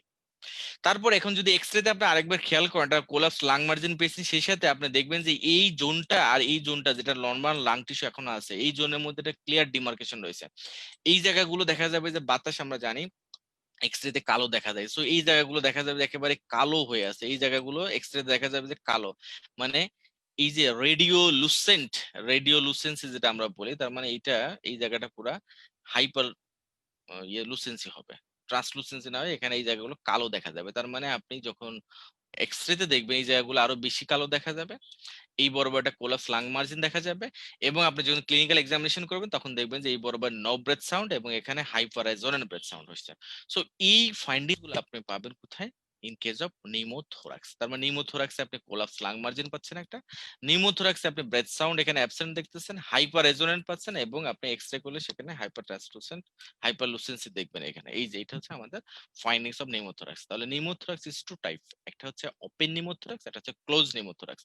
ওপেন নিউমোথোরাক্সটা হচ্ছে জাস্ট এদিক থেকে যাচ্ছে আর আসছে, তার মানে এখানে আর কোনো মানে বাধা নেই। আর ক্লোজ নিউমোথোরাক্স বেশি খারাপ কেন? এটা কন্টিনিউয়াসলি আপনার টেনশন বাড়াইতেছে, মানে ঢুকে আছে জায়গা দখল করে, আর একজন এসে আপনার ঘর দখল করে বসে আছে, ঘর থেকে আর বেরোচ্ছে না। So tension pneumothorax it is more dangerous then the open pneumothorax. Life threatening যেটা সেটা হচ্ছে টেনশন নিউমোথোরাক্স, এবং লাংস কোলাপস করে দেয়, মানে খুব দ্রুততম সময়ে লাং টিস্যুকে কোলাপস করে দেয়। Others findings like the pleural effusion মতো আপনি দেখতে পাবেন। তাহলে আমরা যদি এখন দেখি, আমরা যদি একটু রিয়েল সিনারিটো দেখি এখন, আমাদের আরো ক্লিয়ার হয়ে যাবে। তাহলে নিউমোথোরাক্স আমরা এতটুকু বুঝেছি, নিউমোথোরাক্স ইজ টু টাইপ, এটা ওপেন নিউমোথোরাক্স, এটা ক্লোজ নিউমোথোরাক্স। তাহলে ওপেন নিউমোথোরাক্স এর ক্ষেত্রে আমরা জানি যে এখানে টু ওয়ে হয়ে যাবে, মানে এদিক থেকে যাবে এবং আসবে। বাট ওপেন ক্লোজ নিউমোথোরাক্স এর ক্ষেত্রে ওয়ান ওয়ে ভালভের মতো কাজ করবে, either due to the chest wall তার স্ট্রাকচার দিয়ে, অথবা কোনো ফরেন বডি অথবা ক্লোদিং অফ দ্য পেশেন্ট যেটা আটকা পড়ে গেছিল ওখানে দিয়ে, ওখানে ভালভের মতো কাজ করবে, যার কারণে আমাদের এয়ার পাথওয়ে হয়ে যাবে ওয়ান ওয়ে, শুধু ঢুকবে বেরোতে পারবে না, এটা ভালভের মতো কাজ করবে। সো আমরা যদি এখন নিউমোথোরাক্স এর প্রিন্সিপালটা এখন একটু দেখি, তাহলে আমাদের একটু আরো ক্লিয়ার হয়ে যাবে বিষয়টি। তাহলে নিউমোথোরাক্স ইজ টু টাইপ, এটা ওপেন নিউমোথোরাক্স, এটা টেনশন নিউমোথোরাক্স অথবা ক্লোজ নিউমোথোরাক্স। তাহলে নিউমোথোরাক্স এর ক্ষেত্রে যদি আমরা বলি প্যারাটাল লেয়ার, তার মানে প্যারাটাল পুরো যদি ইনজুরি হয়, দ্যাট ইজ দ্য চেস্ট ওয়াল যদি ইনজুরি হয়, তাহলে প্যারাটাল লেয়ার ইনজুরি হবে, দেন প্লুরাল ক্যাভিটির মধ্যে বাতাস ঢুকে পড়বে ফ্রম দ্য আউটসাইড। অথবা যদি লাংসে যদি কোনোটা বোলা থাকে, যারা সিওপিডির পেশেন্ট তাদের লাংসে বোলা থাকে, এই বোলা যদি রাপচার হয়ে প্লুরাল ক্যাভিটির মধ্যে বাতাস বের করে দেয়, মানে ওখানে যদি ঢুকে পড়ে, সেটাও কিন্তু one type of pneumothorax. So air ঢুকে পড়লো প্লুরাল ক্যাভিটির মধ্যে, ক্যাভিটির মধ্যে ঢোকার পর এখন যখন পেশেন্ট ইন্সপিরেশন করতে চায় তখন air sucked into the cavity, যদি লাং রাপচার হয়ে থাকে, যখনই সে ইন্সপিরেশন করতে যাবে তখনই দেখা যাবে যে ওর মধ্যে সাকিং হয়ে আসবে, এয়ার তখন ক্যাভিটির মধ্যে ঢুকে যাবে।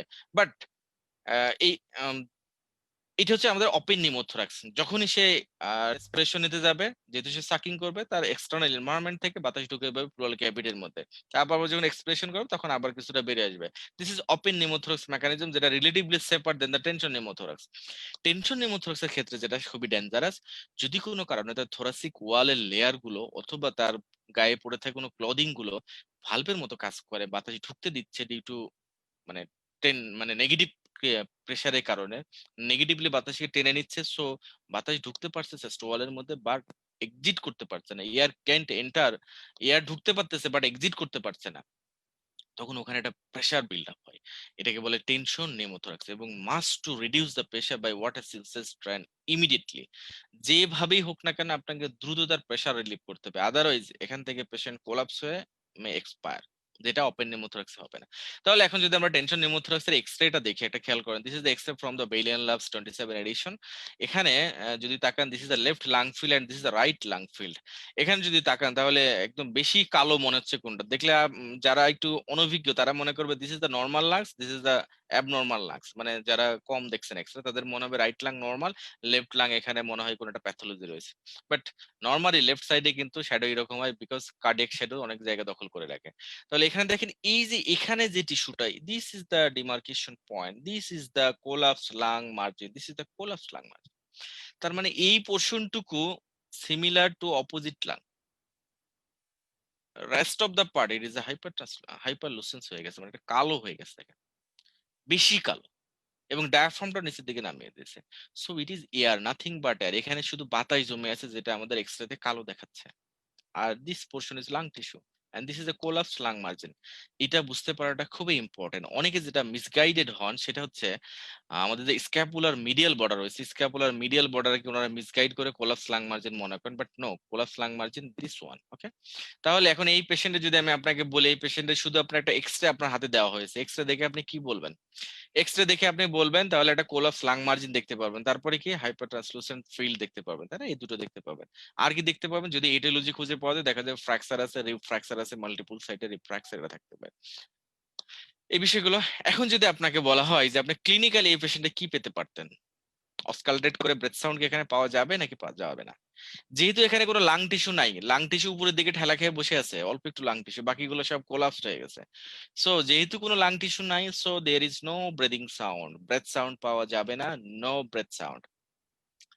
ট্রান্সফ্লু আপনি যদি যেহেতু ব্রেথ সাউন্ড, এখন যদি এখানে আপনি যদি পারকাশন করেন, তাহলে পারকাশন করার সময় আমরা জানি রেজোনেন্ট সাউন্ড পাওয়া যায় due to air in the alveoli.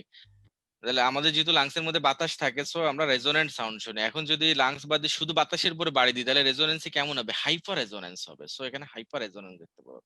তাহলে এখন ট্রাকিয়া কোন দিকে যাবে? যেহেতু অপোজিট লাং ভালো আছে, টান দিচ্ছে, সো ট্রাকিয়া ইজ শিফটেড। তাকে দেখেন, this is a trachea and this is যে কালো রঙের যেটা, এই trachea shifted to the opposite side. So this is the findings of pneumothorax, this is very important, এবং এটা আপনার এন্ট্রি এক্সামের জন্য ইম্পর্টেন্ট। এবং এখন যেহেতু সিঙ্গেল বেস্টের যুগ আসতেছে, সো সিঙ্গেল বেস্ট পরীক্ষার জন্য this portion is very important. তাহলে এখন যদি আপনাকে বলি ফ্লেইল সেস্ট, ফ্লেইল সেস্ট জিনিসটা কি? বলা হয় যে চেস্টের একটি পোর্শন, চেস্টের একটি পোর্শন, যারা ছোটবেলায় দেখবেন, আমরা যারা গ্রামের ছেলে আমরা বেল খেতাম, বেল পেড়ে খেতাম, হ্যাঁ, পাকা বেল। এটা খেতে হলে আপনার যেটা করতে হয়, বেলটাকে বাড়ি মারতে হয়, বাড়ি মারার পরে তার একটা পোর্শন মানে একবার উঠে চলে আসে, মানে একটা বেল ফাটাইতে হয় ওয়াল বা ফ্লোরে কোনো একটা শক্ত জায়গার এগেনস্টে, বাড়িতে ফাটাইতে হয়, ফাটানোর পর একটা সেগমেন্ট উঠে আসে, তারপরে ওখান থেকে কুড়ে কুড়ে খাইতে হয়। তো ওই রকম এটা ফ্লেল সিস্ট, যদি চেস্ট তো সুন্দর একটা থোরাসিক ক্যাভিটি চারিদিকে সারাউন্ডিং করা আছে, চেস্টের কোনো একটা পোর্শনকে যদি আপনার বেলের মধ্যে এভাবে টান মেরে তুলে নিয়ে আসতে পারেন, যেটুকু দিয়ে আপনি এক্সপোজ করবেন, তাহলে সেটা হবে ফ্লেল সিস্ট একটা কন্ডিশন, যেখানে দেখা যাবে যে নর্মালি আমরা যখন ইন্সপিরেশন করি, মানে অক্সিজেন ইনহেল করি, তখন চেস্ট ওয়ালটা এক্সপান্ড করে, চেস্ট ওয়াল এক্সপান্ড করে। কিন্তু যখন এক্সপিরেশন করি, এক্সপিরেশন করার সময় চেস্ট ওয়ালটা তখন ক্লোজ হয়ে আসে, কাছাকাছি আসে। কিন্তু নেগেটিভ প্রেসারের ক্ষেত্রে ডিফারেন্ট হয়। ইন্সপিরেশনের সময় কি হয়, আমাদের দেখেন যে প্লুরাল স্পেসে যে প্রেসার গুলো, নেগেটিভ প্রেসার গুলো, এইগুলো একটু ভেরিয়েশন হয়। সো এইসব পেশেন্টের ক্ষেত্রে দেখা যাবে যে ফ্লেল সেগমেন্ট যেটা বলা হয়, flail segment pulled inside during inspiration, যখন সে পেশেন্টটা ইন্সপিরেশন নেবে, যখন শ্বাস নেবে, বড় করে নিঃশ্বাস নেবে, তখন দেখা যাবে যে তার রিবের যে সেগমেন্টটা ফ্লেল হয়ে আছে, সেই সেগমেন্টটা ভিতরে ঢুকে যাবে। আবার পেশেন্টটা যখন শ্বাস ছেড়ে দিবে, তখন তার উল্টা ঘটনা ঘটবে। এই ছবিটা যদি দেখে আমাদের ক্লিয়ার হয়ে যাবে। So this is the thoracic wall, and আমরা জানি যে ফ্লেল সিস্টেমের ডেফিনেশন রয়েছে স্পেসিফিক, যেটা 3 or more ribs, consecutive ribs যদি ফ্র্যাকচার হয়, 3 or more consecutive rib fracture হবে, মানে পরপর 3টা রিবস, 2 অথবা ততোধিক সাইডে ফ্র্যাকচার যদি হয়, তাহলেই কেবল ফ্লেল চেস্ট হওয়া সম্ভব। একটা রিব ফ্র্যাকচার হলে হবে না, 2টা হইলেও হয় না, এবং একটা সাইডে হইলে হবে না, মোর দেন 1 সাইড, মানে 2 or more সাইডে হইতে হবে, তা নাহলে ওই যে বেল বেলের একটা অংশ বের করে নিয়ে আসে, মানে একটা সেগমেন্ট টোটাল ডিফারেন্ট হয়ে যাবে ফ্রম ইস অরিজিনাল স্ট্রাকচার। তাহলে এইটা হচ্ছে আমাদের চেস্ট ওয়াল।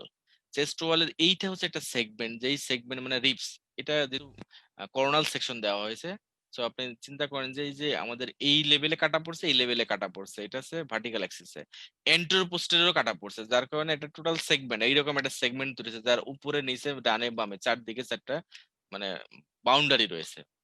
সো এই সেগমেন্ট যখন মানুষটা ইন্সপিরেশন করবে, যখন সে শ্বাস নিবে, শ্বাস নেওয়ার সময় চেস্ট ওয়াল এক্সপান্ড করে কিন্তু প্লুরাল ক্যাভিটিতে তার প্রেসার বাড়ে। সো এখন দেখেন এই লোকটা এখন কি করবে, এই যে চেস্ট ওয়াল এক্সপান্ড করতেছে, কিন্তু চেস্ট ওয়াল এক্সপান্ড করলেও ডিফারেন্ট ঘটনা ঘটবে for the flail segment. Flail segment, this is the flail segment, এটা কি করবে, এটা ইনওয়ার্ড মুভমেন্ট হয়ে যাবে, ভিতরের দিকে ঢুকে পড়বে। তবে ইন্সপিরেশনের সময় চেস্ট ওয়াল হবে এক্সপানশন আর ফ্লেল সেগমেন্ট ঢুকবে ইনসাইডে ঢুকে পড়বে। তার মানে একটা ডিফারেন্ট ঘটনা ঘটলো। এখন প্রবলেমটা কি এখানে, প্রবলেমটা হচ্ছে ইন্সপিরেশনের সময় নর্মালি কি অক্সিজেন সেলের মানে অ্যালভিউলাসের মধ্যে ইন করে, লাংসের মধ্যে ইন করে। এখন যেই লাং এর যেই টিস্যু পোর্শনের উপর এই ফ্লেল সেগমেন্টটা আছে, সেই portion of the lung is compressed by this ribs, এইটাতে কম্প্রেশন হয়ে থাকলো। তার মানে এখন এই যে যেই অংশটুকু কম্প্রেসড হয়ে আছে, সেই অংশটুকুর মধ্যে কোনো অক্সিজেন ঢুকতে পারতেছে না। এটা ভেরি ইম্পর্টেন্ট এবং ডিফিকাল্ট টু আন্ডারস্ট্যান্ড, বেলিয়ান ল্যাবসে কথাগুলো আছে বাট বোঝা খুব ডিফিকাল্ট, কথাটা বুঝে নেন।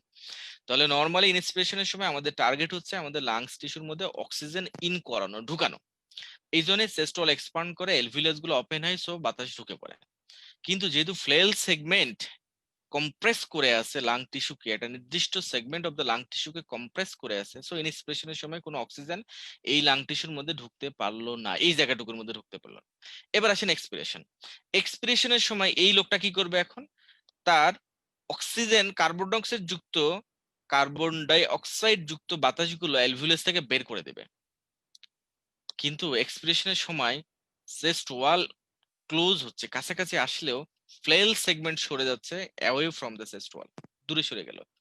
তার মানে যেই লাং পোর্শনটুকু কম্প্রেসড হয়েছিল এই সময়, সেই কম্প্রেসড লাং টিস্যু এখন রিল্যাক্স হয়ে গেল। তার মানে এর মধ্যে যে কার্বন ডাইঅক্সাইড গুলো ছিল, এই কার্বন ডাইঅক্সাইড গুলো বেরোতে পারছে না। অথচ নর্মাল যে আদার জায়গাগুলো আছে সেখান থেকে due to compression of the chest wall lung tissue থেকে বেরো চলে গেল কার্বন ডাইঅক্সাইড গুলো। বাট যেই portion of the lung compressed by the fell segment of the ribs, সেই পোর্শনটা এখন রিল্যাক্স হয়ে গেছে, এখান থেকে কোনো কার্বন ডাইঅক্সাইড যুক্ত বাতাস বেরোতে পারলো না। তার মানে লাংসের একটা নির্দিষ্ট পোর্শন হাইপক্সিয়া ডেভেলপ হচ্ছে একদিকে, মানে অক্সিজেন যাইতে পারতেছে না, এট এ টাইমে সেখানে কার্বন ডাইঅক্সাইড অ্যাকুমুলেশন হচ্ছে। So it is a very dangerous condition, এটা দ্বিমুখী, যে ডাবল এজ সোর্ড এর মতো। একে তো বাতাস ঢুকতে দিচ্ছে না অক্সিজেন যুক্ত, তারপরে আবার অ্যাকুমুলেট করে রাখছে কার্বন ডাইঅক্সাইড যুক্ত বাতাস। This is very dangerous condition এবং এই জন্য পেশেন্ট হাইপক্সিয়া ডেভেলপ করে। এবং এটা মোটামুটি ইমিডিয়েট ম্যানেজ করতে হয়, ইমিডিয়েট ম্যানেজ না করলে এই পেশেন্ট হাইপক্সিক কারণেই কিন্তু এক্সপায়ার করবে। সো ফ্লেল সিস্টের মেকানিজম হচ্ছে ফ্লেল সেগমেন্ট বাতাস ঢুকতে বাধা দেয়, আবার কার্বন ডাইঅক্সাইড যুক্ত বাতাস বেরোতে বাধা দেয়। প্যারাডক্সিক্যাল মুভমেন্ট, বডি যা করবে তার বিপরীতমুখী মুভমেন্ট করবে, এই জন্য বলে প্যারাডক্সিক্যাল মুভমেন্ট। ওকে, আমার মনে হয় এখন আপনার কাছে এই বিষয়টি ক্লিয়ার হয়েছে, what is the flail segment. আপনাদের জন্য কিন্তু কুইজ থাকবে এখন সামনে ফ্লেল সেগমেন্টে। তাহলে এখন বলি, আগের যুগে যখন টিবি হতো, একটা সময় ছিল যখন টিবির মানে টিউবারকুলোসিস, পালমোনারি টিউবারকুলোসিস যখন খুব গুড ম্যানেজমেন্ট ছিল না, সেই সময় কি করা হতো জানেন, যে old management protocol of tuberculosis কি করতো, যেহেতু ওই লাংস কাজ করতে পারছে না, সো ওই লাংসের মধ্যে কি করো, যে প্লুরাল স্পেসে ওখানে প্লুরাল ক্যাভিটি মানে ওই লাং টিস্যু দুই জায়গায় কাজ করে না, তাহলে ওই লাংকে ডিস্ট্রয় করে দেয়। কি দিয়ে করবা, লাংকে রেস্ট দিতে হবে, কোলাপস করে দিতে হবে। তাহলে লাংসের মধ্যে কিছু বাতাস ঢুকিয়ে দিলাম, প্লুরাল ক্যাভিটির মধ্যে বাতাস ঢুকিয়ে দিলাম। প্লুরাল ক্যাভিটির মধ্যে যদি বাতাস ঢুকিয়ে দিই, it is artificial pneumothorax, artificial pneumothorax করে দিলাম। সো লাং কোলাপস করলো, লাং রেস্ট পেলো, লাং রেস্ট পেলে হয়তো একটু ভালো দিকে যেতে পারে। কিন্তু এটা আগের যুগের ট্রিটমেন্ট ছিল, এই যুগে এটা চিন্তাও করা যায় না যে আমি ইন্টেনশনালি লাংসকে নষ্ট করে দেবো। It is from text book, বিশ্রাম অ্যানাটমি বইয়ের মধ্যে এই কথাটি লেখা আছে, old treatment of the lung টিপি ওয়াজ আর্টিফিশিয়াল নিউমোথোরাক্স ক্রিয়েশন। এখন যদি আপনাদেরকে একটা কুইজ দেই, আমরা আমাদের ক্লাসে খুব দূরে নাই, মোটামুটি আর কিছুক্ষণের মধ্যে আমাদের ক্লাস শেষ হবে, হয়তো আর 40 মিনিটস, 30 to 40 মিনিটস কন্টিনিউ করে আমরা শেষ করতে পারবো। সো আমরা এই কুইজটা দেখবো, দেন লাং প্রপার অ্যানাটমি দেখলে আমাদের সেশন শেষ হয়ে যাবে। তাহলে এখন বলেন, এই কুইজটা অ্যান্সার করতে হবে, in tension pneumothorax breath sound is affected in কোন সাইড, টেনশন নেমোথোরাক্সে breath sound in affected side কেমন হবে, বেশি হবে না কম হবে নাকি অ্যাবসেন্ট থাকবে? টেনশন নেমোথোরাক্সে ব্রেথ সাউন্ড কেমন শুনতে পাবেন? একেবারে দাম দাম করে বাজবে কারণ বাতাস এসে জমে আছে এরকম হবে, নাকি হচ্ছে খারাপ শোনা যাবে? এ বি সি অপশন দেওয়া আছে আপনাদের সুবিধার্থে, সো আপনি অপশন ক্লিক করলেই হবে। হ্যাঁ, তাহলে টেনশন নেমোথোরাক্সের ক্ষেত্রে breath sound in affected site কেমন শোনা যাবে এটার অ্যান্সার করবেন, দেন আমরা পরের স্লাইডে যাব। Thank you doctor Jannatun Nuria, উনি রেগুলার ক্লাস করেন দেখি। Thank you for a nice comments. অনেকে আবার হাইপার রেজোনেন্ট করে দিয়েছেন, কিন্তু লাং সাউন্ড মানে resonance and breath sound is different. যেখানে লাং টিস্যু নাই সেখানে কিন্তু ব্রেথ সাউন্ড নাই। সাউন্ড অনেক ধরনের হবে দুনিয়ায়, কিন্তু সব সাউন্ড শোনা যাবে না। হ্যাঁ, তার মানে লাংসের মধ্যে থোরাক্সের মধ্যে সব সাউন্ড কিন্তু ব্রেথ সাউন্ড না, এটা মাথায় রাখতে হবে। Okay, thank you for a nice answer. তাহলে আমরা যদি এখন লাং টিস্যু প্রপারে যাই, খেয়াল করেন this is the lung tissue proper. এখানে আমরা জানি যে লাংসের রাইট এন্ড লেফট লাং এর মধ্যে একটা বড় ডিফারেন্স রয়েছে। রাইট লাং 3 লোব, 3টা লোব থাকে, লেফট লাং এর 2টি লোব থাকে, এবং এগুলো ফিশার, এগুলো গ্রস অ্যানাটমি, এগুলো সম্পর্কে আমাদের একটা কমন কনসেপশন রয়েছে। এবং this is the principal bronchus. এটা দেখেন প্রিন্সিপাল ব্রঙ্কাস, যেটা আমি বললাম রাইট লাং এর ক্ষেত্রে কিন্তু ভার্টিক্যালি নেমে যায়, লেফট লাং এর ক্ষেত্রে অনেকটা হরাইজন্টাল হয়। সো এগুলো নিয়ে খুব বেশি ডিসকাশন দরকার নেই। আমরা জানি লাংসের একটা কাভারিং থেকে, সেটাকে বলে প্লুরা। প্লুরার extension mid mid clavicular line, mid axillary line এবং স্ক্যাপুলার লাইন, 3টা লাইন আমরা এক্সটেনশন জানি। লাংস থেকে 2 2 করে কম হয়। লাংসের ক্ষেত্রে মিড এক্সিলারি লাইনে থাকবে, মিড ক্লাভিকুলার লাইনে থাকবে 6 রিব পর্যন্ত, মিড এক্সিলারি লাইনে থেকে 8 রিব, এন্ড স্ক্যাপুলার লাইনে থেকে 10 রিব। মানে 6 8 10 হচ্ছে লাং টিস্যুর এক্সটেনশন। তাহলে প্লুরাল এক্সটেনশন হবে 2 করে বাড়বে, 8 10 and 12. So 6 10 and 12, this is the extension of the lung tissue in mid clavicular line, mid axillary line and scapular line respectively. So this is the costomediastinal recess যেটা বলি আমরা, যেটা আমাদের anterior, that is a costal part of the pleura এবং the মেডিস্টাল প্লুরার মাঝখানে যে জাংশনটা, এখানে কিছু স্পেস থাকে, কোস্টোমেডিস্টাল স্পেস, এবং ডায়াফ্রাগমেটিক প্লুরার সাথে ল্যাটারালি যেটা থাকে এটা হচ্ছে কোস্টো ডায়াফ্রাগমেটিক রিসেস। এগুলো সম্পর্কে আপনারা জানেন, এগুলো নিয়ে খুব বেশি বলা নেই, এবং এগুলো মূলত একটা স্পেস অ্যালাউ করে the lung during expansion. So this is the line of lung tissue, that is a 6 costal cartilage, 8 reef, 6 8 and 10, 6 8 10, এটা হচ্ছে লাং টিস্যুর এক্সটেনশন। তো এই ডিমার্কেশন অনেক সময় একটু লাগে। গ্রস অ্যানাটমি অফ লাং যদি বলি, আমরা লাংসের 3টি বর্ডার জানি, অ্যান্টেরো পোস্টেরিয়র এবং ইনফেরিয়র বর্ডার, এবং দুটো সারফেস রয়েছে, কোস্টাল এন্ড মিডিয়াল সারফেস রয়েছে, এর আবার সাব সারফেস রয়েছে, এগুলো আপনারা জানেন। এক্সটেনশন যদি বলি আমরা মিড ক্লাভিকুলার লাইন, যেটা আমরা অলরেডি ডিসক্রাইব করেছি, এবং এবং যেটা আমরা বললাম যে প্লুরা, প্লুরা থাকে আপ টু দ্য 12 রিব, মানে 12 নম্বর রিব পর্যন্ত থাকে পোস্টেরিয়রলি। তাহলে চিন্তা করেন যদি পোস্টেরিয়রলি 12 রিব পর্যন্ত থাকে আর আপনি কিডনি অপারেশন করতে গেছেন, আমরা জানি যে কিডনির ইনসিশন সাবকোস্টাল লিজনে ইনসিশন দেওয়া হয়। সো আপনি কিডনি অপারেশন করতেছেন পেছন দিয়ে, আপনি যদি একটু অসচেতন হন তাহলে খুঁচা মারবেন কোথায়? প্লুরার উপরে। প্লুরার মধ্যে খুঁচা মারছেন মানে কি? ওখানে টেনশন, এটা নিউমোথোরাক্সের পথ তৈরি করে দিয়েছিলেন। So during kidney surgery from the back side loin incision দিলে আপনাকে মাথায় রাখতে হবে যেন 12 রিব এবং তার পাশে লেগে আছে প্লুরা, এটা যেন খেয়াল রেখে ইনসিশন দেন। তাহলে অ্যাপেক্স অফ দ্য লাং এর কথা যদি আমরা একটু বলি, অ্যাপেক্স অফ দ্য লাং এ খেয়াল করেন যে apex of the lung, lung আমরা জানি যে থোরাসিক ওয়ালের মধ্যে মানে চেস্ট ওয়ালের মধ্যে থাকে, বাট লাং কিন্তু নেকের মধ্যে একটু এক্সটেন্ড করে। অ্যাপেক্স অফ দ্য লাং এটা ক্লাভিকলের উপরে উঠে আসে, সুপ্রা ক্লাভিকুলার মানে ফার্স্ট রিবের উপরে উঠে এসে অ্যাপেক্স অফ দ্য লাং উপরে এসে দেখেন 2.5 সেন্টিমিটার অ্যাবভ দ্য ক্লাভিকল, ক্লাভিকলের উপরেও 1 ইঞ্চি পর্যন্ত উপরের দিকে উঠে আসে। এই জন্য আমরা যখন সিভিলাইন করি ইন দ্য সাবক্লাভিয়ান ভেনে সিভিলাইন করার সময় খুব অ্যালার্ট থাকতে হয় যেন লাং ইনজুরি না হয়। তাহলে এখন যদি কাউকে গলায় চাকু মারে, রুট অফ দ্য নেক এই বরাবর কেউ চাকু মারে, স্ট্যাব ইনজুরি হলো, তাহলে কি ইনজুরি হতে পারে? Apex of the lung injury হতে পারে, এন্ড দেখেন সার্জিক্যাল ইম্পাইসেমা ডেভেলপ করে গেল। গলায় চাকু কেউ মারলো না রাস্তাঘাটে, বাট আপনি যখন অপারেশন করতেছেন ব্রাকিয়াল ব্লক সার্জারি, যেটা আমরা ব্রাকিয়াল ব্লক অ্যানেস্থেসিয়া যেটা বলি, অ্যানেস্থেটিস্ট উনি যদি ব্রাকিয়াল ব্লক দেন, ওনাকে কি করতে হয়? লোয়ার ট্রাঙ্ক অফ ব্রাকিয়াল প্লেক্সাসকে ব্লক করতে হয়। আমরা জানি যে brachial plexus formation cervical 5 to thoracic 1 nerve root দিয়ে। সো থোরাসিক 1 নার্ভ রুট এবং সার্ভাইকাল 7 8 ব্লক করতে হলে আপনাকে তো একদম নেকের উপরেই মানে ইনজেকশন পুশ করতে হবে, এবং একটু না অনেকখানি অ্যাবাউট 40 ml ড্রাগ দিতে হয়। সো এই কারণেও কিন্তু apex of the lung A injury হতে পারে। তাই brachial block injury, brachial block দেওয়ার সময় কিন্তু ইনজুরি হতে পারে। সো লাং অ্যাপেক্সে যদি ইনজুরি হয় তাহলে যে প্রবলেমটা হবে, ওখানে আমরা জানি যে lower trunk of brachial plexus, I mean the T1 nerve root, আমরা জানি ব্রাকিয়াল প্লেক্সাসের নার্ভ রুট রয়েছে সার্ভাইকাল 5 6 7 8 এন্ড T1। তাহলে lower trunk of brachial plexus যেটা T1 নার্ভ রুট যদি ইনজুরি হয় তাহলে কি হবে, সেই রিলেটেড সিম্পটম তৈরি হবে। তাহলে আমরা জানি, আমরা যে ডার্মাটম পড়ি না, আমরা হাতে ডার্মাটম পড়ি সার্ভাইকাল 5 6 7 8 T1 T2 পড়ছি না আমরা। এই যে medial aspect of the forum, medial aspect of the upper limb, এই বরাবর যে নার্ভ রুটটা থাকে এটা হচ্ছে T1 নার্ভ রুট। সো আপনি যদি কোনো কারণে lower trunk of brachial plexus injury করেন অথবা লাংসের অ্যাপেক্সে যদি কোনো কারণে ইনজুরি করেন, তাহলে একটা তো নিউমোথোরাক্সের বিষয় আসেই। দ্বিতীয় যেটা হবে, যেহেতু নার্ভ ইনজুরি হবে, সো এখানে কি হবে, medial side of the forum, medial side of the upper limb, এই বরাবর তার পেন, এই বরাবর তার কিন্তু সেন্সেশন কমে যাবে। হ্যাঁ, তারপরে এবং পেন অ্যারাইজ করতে পারে এবং তার মানে ওই নিউরো মানে নার্ভাস সিমটম গুলো ডেভেলপ করবে। আরেকটি বিষয়, অ্যাপেক্স অফ দ্য লাং এর টিউমার হতে পারে, সেটাকে বলে প্যানকোস টিউমার। এই যে প্যানকোস টিউমার, তাহলে অ্যাপেক্স অফ দ্য লাং এর টিউমার যদি অ্যারাইজ করে, তাহলে এই টিউমারের ফলে কম্প্রেশন হবে T1 নার্ভ রুট। তাহলে lower trunk of brachial plexus that is the T1 nerve root compression হবে। আমরা জানি যে নার্ভ কম্প্রেশন হলে কি হবে, নিউরালজিয়া হবে। সো তার পেইন হবে, পেইনটাও কোন দিক দিয়ে হবে, অ্যালং দা মিডিয়াল সাইড অথবা ulnar side of the upper limb, এই বরাবর তার পেইন সেন্সেশন হবে।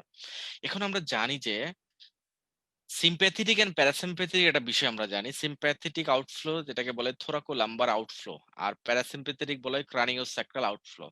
তাহলে থোরাকো লাম্বার আউটফ্লো মানে সিম্প্যাথেটিক, তার মানে থোরাকো লাম্বার হইতে হলে শুরু হবে T1 নার্ভ রুট দিয়ে। ইয়েস, থোরাসিক 1 যেটা প্রথম সিম্প্যাথেটিক নার্ভ, এই ফাইবার গুলো থাকবে T1 স্পাইনাল নার্ভের সাথে। সো কোনো কারণে যদি T1 thoracic 1 segment of spinal nerve compression হয়, তাহলে সেই সাথে সিম্প্যাথেটিক নার্ভ কম্প্রেশন হবে। এই সিম্প্যাথেটিক ফাইবার গুলো কম্প্রেশনের ফলে আমরা জানি যে T1 বা থোরাসিক সিম্প্যাথেটিক 1 এগুলা মানে একদম ফার্স্ট সিম্প্যাথেটিক চেন যেটা, এগুলো সাপ্লাই দিবে কোথায়, এগুলো সাপ্লাই দেবে ফ্রেস রিজিয়নে। সো ফ্রেসে তার হর্নার সিনড্রোম ডেভেলপ করে, দেখবেন এই বরাবর তার পার্শিয়াল টোসিস ডেভেলপ করতেছে, এন্ড হাইড্রোসিস হচ্ছে, এই ধরনের সিমটম গুলো তার ডেভেলপ করে, এই দিকে উইকনেস হবে, সোয়েটিং এখানে কমে যাবে। সো সিম্প্যাথেটিক নার্ভ ব্লকের ফলে, সিম্প্যাথেটিক ফাইবার ব্লকের ফলে যে সিমটম গুলো হওয়া দরকার সেগুলো ডেভেলপ করে। আমরা জানি যে আইলিডে মুলার মাসল থাকে, মুলার মাসল গুলো প্যারালাইজ হবে, যার কারণে তার টোসিসটা হবে পার্শিয়াল টোসিস। অকুলোমোটর নার্ভ যেটা লিভেটর পালপেব্রি সুপিরিয়রিস মাসলকে সাপ্লাই দেয়, আইলিডের লিভেটর পালপেব্রি সুপিরিয়রিস মাসল, এই মাসল প্যারালাইজড হবে তখনই যখন অকুলোমোটর নার্ভ অর্থাৎ থার্ড নার্ভ ব্লক হবে, ক্রানিয়াল নার্ভ থার্ড যখন ইনজুরি হবে, তখন হবে ফুল টোসিস, মানে কমপ্লিট টোসিস হবে অকুলোমোটর নার্ভ ইনজুরির ফলে। আর সিম্প্যাথেটিক ফাইবার T1 এইটা ইনজুরির ফলে বা এইটা কম্প্রেশনের ফলে যেটা হবে, মুলার মাসল আইলিডে যেটা থাকে এটা অটোনমিক সাপ্লাই পায় স্মুথ মাসল, এই মাসলটা প্যারালাইজ হবে, যার কারণে পার্শিয়াল ডোসিস হবে। ক্লিয়ার? তাহলে পার্শিয়াল ডোসিস হবে ডিউ টু সিম্প্যাথেটিক ব্লকেজের কারণে, আর কমপ্লিট ডোসিস হবে when there is oculomotor nerve palsy. Okay, তাহলে হর্নার সিনড্রোম এবং T1 নার্ভ রুট কম্প্রেশন, এই সিমটম গুলো পাবো আমরা প্যানকোস টিউমারের ক্ষেত্রে। দিস ইজ ভেরি ইম্পর্টেন্ট, এবং প্যানকোস টিউমার সিঙ্গেল বেসড কোশ্চেন জন্য খুবই ইম্পর্টেন্ট, এবং এটা পরীক্ষার জন্য ধরা হয়, এমবিবিএস লেভেলেও কিন্তু এটা সম্পর্কে একটু জানতে চাওয়া হয়।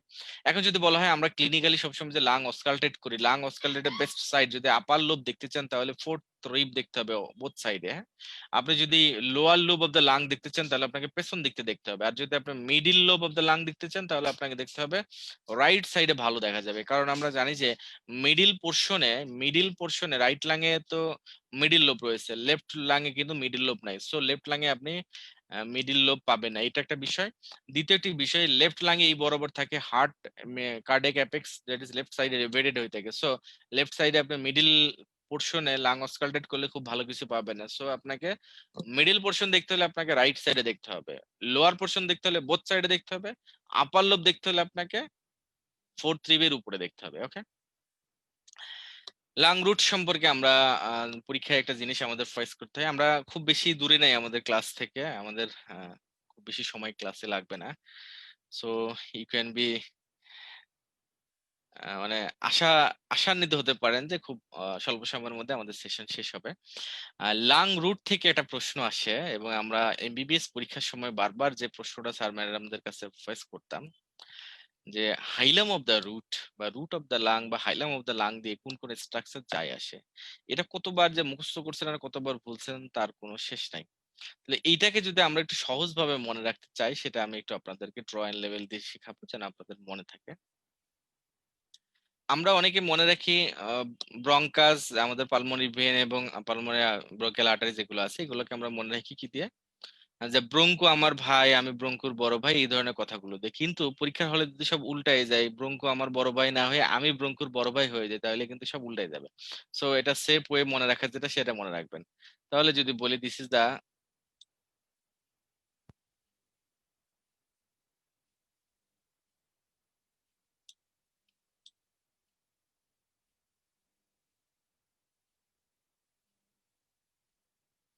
ধরে নিলাম this is the hilum of the lungs, ওকে।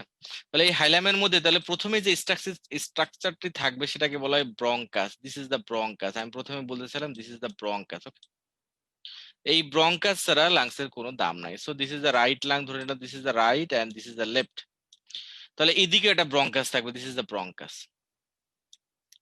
তারপর আরেকটি স্ট্রাকচার থাকে, সেটা হচ্ছে পালমোনারি আর্টারি থাকবে। ধরো এই ডিফারেন্ট কালার দিয়ে দেখায়, this is the pulmonary artery, হ্যাঁ। তাহলে উপরের দিকে একটা আর্টারি দিয়ে দিলাম, দিস ইজ দ্য আর্টারি। তাহলে সিমিলারলি এই পাশে একটা আর্টারি রয়েছে, তাহলে এইটা হচ্ছে আর্টারি। তারপর আসে একটা ভেন, তাহলে এইদিকে একটা ভেন বসে দিলাম, দিস ইজ দ্য ভেন। এটা হচ্ছে পালমোনারি ভেন, তাহলে এটা হচ্ছে ভেন। তাহলে আপনি এটা মেনোমিক্স মনে রাখতে পারেন যে সেন্ট্রালি ব্রঙ্কাস থাকবে, ব্রঙ্কাস ছাড়া যেহেতু লাংসের কোনো দাম নাই, so there is centrally bronchus. তাহলে উপরে একটা আর্টারি, নিচে একটা ভেন, তাহলে ব্রঙ্কাসের উপরে আর্টারি, নিচে ভেন।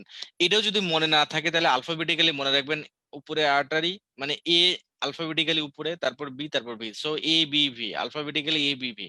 তাহলে এই সিকোয়েন্সটা মনে রাখতে পারেন, আলফাবেটিক্যালি এ বি এন্ড ভি। এখন রাইট লাং এর ক্ষেত্রে যেহেতু লোব থাকে তিনটা, সো একটা ব্রঙ্কাস বেশি থাকে, সো রাইট লাং একটা এডিশনাল ব্রঙ্কাস দিতে হয়। So this is the another bronchus for right lung, যেটা লেফট লাং এ থাকে না।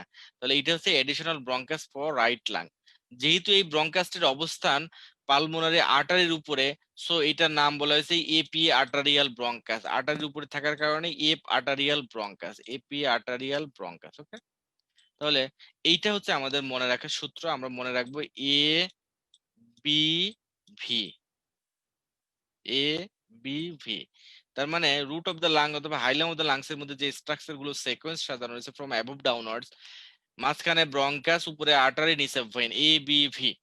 যেহেতু রাইট লাং এ লোব বেশি, সো একটা ব্রঙ্কাস বেশি, সো এর উপরে আরেকটা ব্রঙ্কাস থাকবে যেটা এপি আর্টারিয়াল ব্রঙ্কাস। আর্টারির উপরে অবস্থান করার কারণে এটার নাম হচ্ছে এপি আর্টারিয়াল ব্রঙ্কাস, ওকে।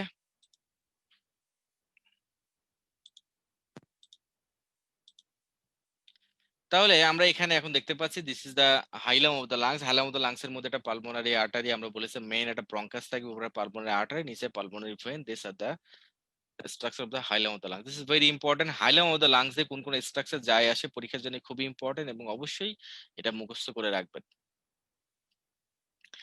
এরপরে আমরা যেটা দেখবো পরীক্ষার জন্য আরেকটি খুব ইম্পর্টেন্ট বিষয়, সেটা হচ্ছে মেডিস্টাল সারফেস অফ দ্য লাংস, এই রিলেশন। এটা আমরা এমবিবিএস যারা ফার্স্ট ইয়ারে স্টুডেন্ট তারা দেখবেন যে মেডিস্টাল সারফেস অফ দ্য লাংস এই ড্রয়িং লেভেল করতে হয়, এবং এই যে একবার পড়েছেন এই পড়া সারা জীবন ধরে লাগবে। আপনি যখন অ্যাডমিশন টেস্ট দিবেন এফসিপিএস এমএস এ, তখন আবার এই একই কথাই, মেডিস্টাল সারফেস অফ লাংস এ কোন কোন স্ট্রাকচার যায় আসে বা রিলেটেড ইমপ্রেশন দেয় কোনগুলো। এটা মনে রাখার একটা সহজ টেকনিক রয়েছে। আপনি সহজ কথায় মনে রাখেন যে যেই যে স্ট্রাকচার গুলো রাইট সাইডে আছে তারা ইমপ্রেশন দিবে রাইট লাংস এর মিডস্টার্ন সারফেস, যেগুলো লেফটে সেগুলো লেফটে দিবে, আর যেগুলো মাঝখানে সেগুলো দুটোতে ইমপ্রেশন দিবে। এখন যদি আপনাকে জিজ্ঞাসা করে ডিসেন্ডিং থোরাসিক এওটা কোন লাংসে ইমপ্রেশন দিবে, যেহেতু ডিসেন্ডিং থোরাসিক এওটা লেফট সাইডে থাকে, সো লেফট লাং এর মিডস্টার্ন সারফেসে ইমপ্রেশন দিবে। আপনাকে যদি বলা হয় যে superior vena CAVA inferior vena CAVA কোথায় ইমপ্রেশন দিবে, যেহেতু ভেনা কাভা গুলো রাইট সাইডে থাকে, সো রাইট সাইডে। এখন আপনাকে যদি বলা হয় যে রাইট ফ্রেনিক নার্ভ কোন দিকে দিবে, লেফট ফ্রেনিক নার্ভ কোন দিকে দিবে, রাইট ভ্যাগাস নার্ভ কোন দিকে, লেফট ভ্যাগাস নার্ভ কোন দিকে, তাহলে কমন উত্তর যার নাম অনুসারে যে যেদিকে আছে সে সেদিকে ইমপ্রেশন দিবে। এখন কমন ইমপ্রেশন কোনটা, যেটা মাঝখানে থাকে সিঙ্গেল স্ট্রাকচার, যেগুলো ডাবল নেই, যেমন ট্রাকিয়া একটাই, মাঝখানে থাকে দুইটা এসে টাচ করে, so common impression for trachea and oesophagus, এই দুটো common impression. Then descending thoracic aorta left lung এর মধ্যে ঢুকে আছে, and vena cava right lung এর মধ্যে ঢুকে আছে। সো এই যে একটা টেবিল দেওয়া আছে আমাদের বিডি চৌরাশিয়া বলেন বা সব বই দেওয়া আছে, এই টেবিলটা অ্যাডমিশন টেস্টের জন্য ইম্পর্টেন্ট। আর যারা এমবিবিএস পড়াশোনার মধ্যে আছেন, ফাইনাল পরীক্ষার্থীদের জন্য এটা জীবনেও লাগবে না, এটা লাগে ফার্স্ট ইয়ারের সময় লাগে। তাহলে এই যে 6 নম্বর পয়েন্টে দেখেন ইসোফেগাস এন্ড ট্রাকে has common impression in both lungs, বাদ বাকিগুলো যার যার তার তার। সো দ্য ব্রঙ্কিয়াল ট্রি, এটা সম্পর্কে আমাদের আইডিয়া রয়েছে। আমরা জানি যে একেবারে ট্রাকিয়া যেখানে শুরু হয়েছে, C6 সার্ভাইকাল ভার্টিব্রা থেকে শুরু করে পুরোটা হচ্ছে ব্রঙ্কিয়াল ট্রি, যেটাকে আমরা বলি conducting zone up to the terminal bronchiole. This is the terminal bronchiole. এই যে এখানে আমরা চিন্তা করে দেখেন, যখন বাসে উঠি, বাসে ওঠার পরে বাস যখন একটা টার্মিনালে যাই, নতুন গন্তব্যে যাওয়ার জন্য তাকে টার্মিনাল থেকে আরেক দিকে যেতে হয়। তার মানে সবসময় দেখবেন টার্মিনালে কিছু চেঞ্জ হয়। সো লাংসে ব্রঙ্কিয়াল ট্রি যেটা বলা হয়েছে, ব্রঙ্কিয়াল ট্রি সেগমেন্টে ভাগ হতে হতে একটা সময় আসলে terminal, this is the terminal bronchiole.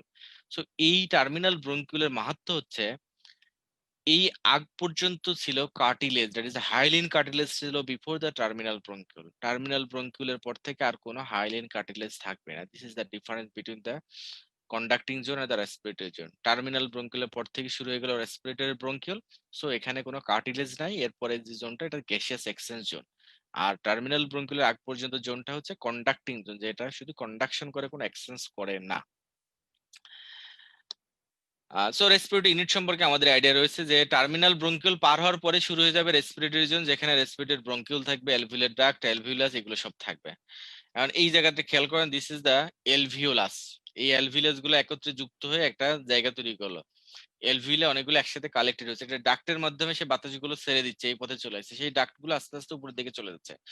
মজার ব্যাপার হচ্ছে, এই ছবিটা যদি খেয়াল করেন দেখেন, এই যে ডাক্ট গুলো মানে ব্রঙ্কিউল গুলো, ছোট ছোট যে স্মল ডায়ামিটারের যে ডাক্ট গুলো রয়েছে, bronchiole, I mean the respiratory bronchiole, এই ব্রঙ্কিউল গুলো চারপাশে কিছু মাসল রয়েছে। এই মাসল গুলোর নাম হচ্ছে স্মুথ মাসল। দেখেন ব্রঙ্কিউল গুলোকে এনসার্কেল করে রয়েছে, আমরা পরের ছবিতে আরো দেখতে পাবো যে।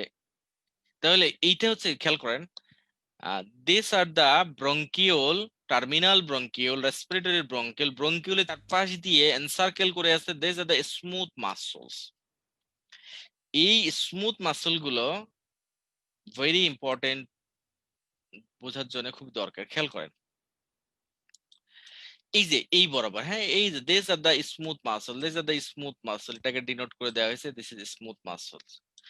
এই স্মুথ মাসল গুলোর সাথে আমাদের ক্লিনিক্যাল খুব কোরিলেশন রয়েছে। সো আমরা যদি এখন দেখি, তাহলে খেয়াল করেন যে টার্মিনাল ব্রঙ্কিউল, স্মল স্মল যে ব্রঙ্কিউল গুলো রয়েছে, মানে গ্যাস ট্রান্সমিট করার জন্য যে জায়গাগুলো রয়েছে, অক্সিজেন মানে বাতাসগুলো, সেগুলো মাসল দিয়ে এনসার্কেল করা রয়েছে। তার মানে এই মাসলগুলো smooth muscle, out of our control. এই মাসলগুলো যদি কনস্ট্রিকশন হয়, স্পাজম হয়, তাহলে এই ব্রঙ্কিউল গুলো কনস্ট্রিক্টেড হবে। সো গ্যাসিয়াস ট্রান্সমিশনটা হ্যাম্পার হবে। তাহলে আমরা দেখতে পাবো যে এইরকম একটা ক্লিনিক্যাল কন্ডিশন রয়েছে, যেখানে এই ধরনের ট্রান্সমিশনে আমাদের প্রবলেম হবে। এই কালারটা একটু উঠিয়ে দিই।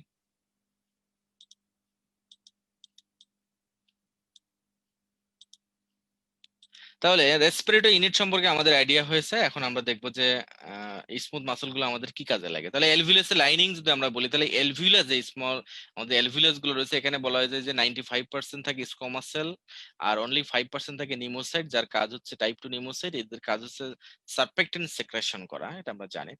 Smooth muscles of the bronchiole, this is very important to understand. দেখেন, আমরা যে ডাক্ট বললাম, যে এই ব্রঙ্কিউল, টার্মিনাল ব্রঙ্কিউল, তারপর রেসপিরেটরি ব্রঙ্কিউল, এই যে ব্রঙ্কিউলের মাঝখান দিয়ে এই জায়গার মধ্যে দিয়ে বাতাসটা যাতায়াত করে, তো চারপাশ দিয়ে অনেকগুলো লেয়ার রয়েছে। তাহলে এই একটা muscle layer, this is called the smooth muscle layer of the bronchiole. এখন এই স্মুথ মাসল যদি কোনো কারণে স্পাজম হয়, তাহলে পুরো ব্রঙ্কিউলটাকে সে চেপে ধরবে। তার মানে এই যে narrowing of the passage of the air. Bronchial অ্যাজমাতে কি ঘটনাটা ঘটে? এই ঘটনাটাই ঘটে। Bronchospasm of the smooth muscle, কোন অ্যালার্জি কন্ডিশনে স্পাজম হবে of the smooth muscles of the bronchiole. এটা ব্রঙ্কাস হবে না, ব্রঙ্কিউল হবে। Spasm in the smooth muscles in the wall of the bronchiole. হ্যাঁ, তাহলে reduces diameter of the bronchiole, ব্রঙ্কিউলের ডায়ামিটার কমে যায়। ব্রঙ্কিউলের ডায়ামিটার কমে গেলে এই পেশেন্ট যে বাতাসটা বের করবে, এক্সপিরেশন করবে, বাতাসটা তখন বেরোতে চাইবে না। তাহলে বাতাসটা না বেরোলে তার তখন শ্বাস কষ্ট হবে। দেখবেন অ্যাজমা রোগীদের শ্বাস ছাড়তে কষ্ট, শ্বাস নিতে কষ্ট না। ইন্সপিরেশনে তার প্রবলেম না, প্রবলেম তার এক্সপিরেশনে। শ্বাস যখনই ছাড়তে যায়, তার স্পাজম হয়ে শ্বাস ছাড়ার পাথওয়ে ন্যারো হয়ে আছে, ব্রঙ্কিউল গুলো ন্যারোইং হয়ে গেছে, এমনিতেই ন্যারো, আরো ন্যারো হয়ে গেছে। সো সে শ্বাস ছাড়তে পারে না। এখন আমরা যে ছোটবেলায় বাঁশি বাজাতাম, বাঁশির কি সিস্টেম ছিল? বাঁশিগুলো দেখবেন আমরা অনেক সময় যে বাঁশের কঞ্চি দিয়ে বা বিভিন্ন পাতার বাঁশি বানাই, পাতার বাঁশি থেকে যে কোনো একটা স্লিট লাইক এরিয়াতে, মানে ন্যারো স্পেস দিয়ে বাতাস পাস করলে কিন্তু একটা সাউন্ড তৈরি হয়। তাহলে নরমালি ব্রঙ্কিউল গুলো তো ন্যারো ডায়ামিটার, এটা যদি আরো ন্যারো হয় তাহলে এর মধ্যে যদি জোর করে বাতাস বের করতে চান তাহলে কি একটা সাউন্ড তৈরি হবে না?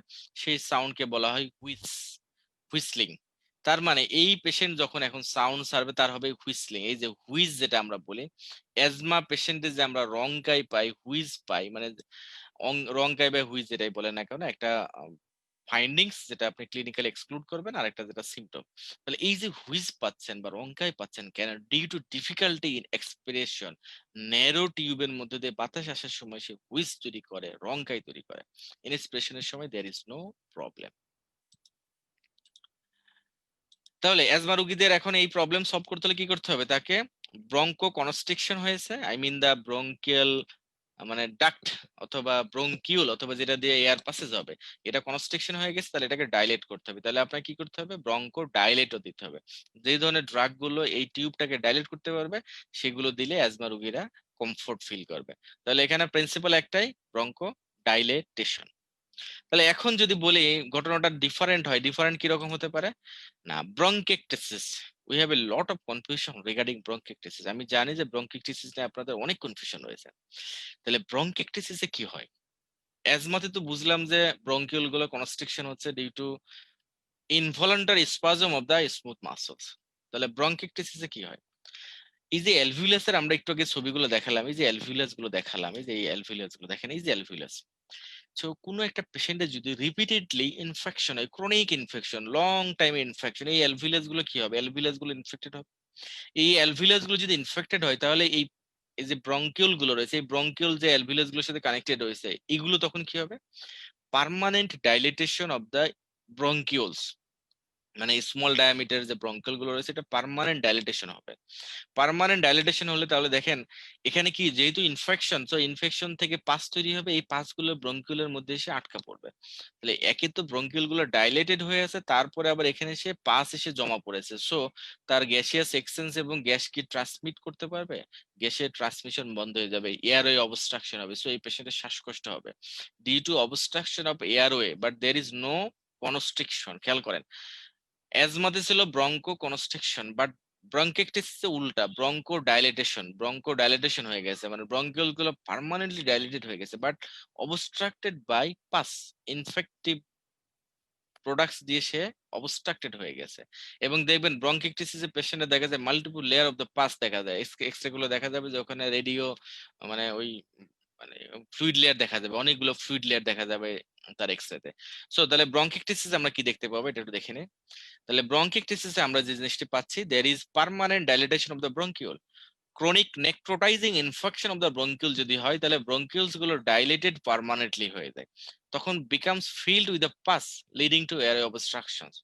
সো এটা মেইনলি হয় যেহেতু পাস এগুলো টেন্ডেন্সি থাকে নিচের দিকে, দেখবে মানে এপিক্যাল জোনে ব্রঙ্কিকটেসিস হয় না। ব্রঙ্কিকটেসিসটা হয় যেহেতু পাস হেভি জিনিস, তো নিচের দিকে লোয়ার লোবের দিকে দেখবেন যে ব্রঙ্কিকটেসিসটা বেশি হয়।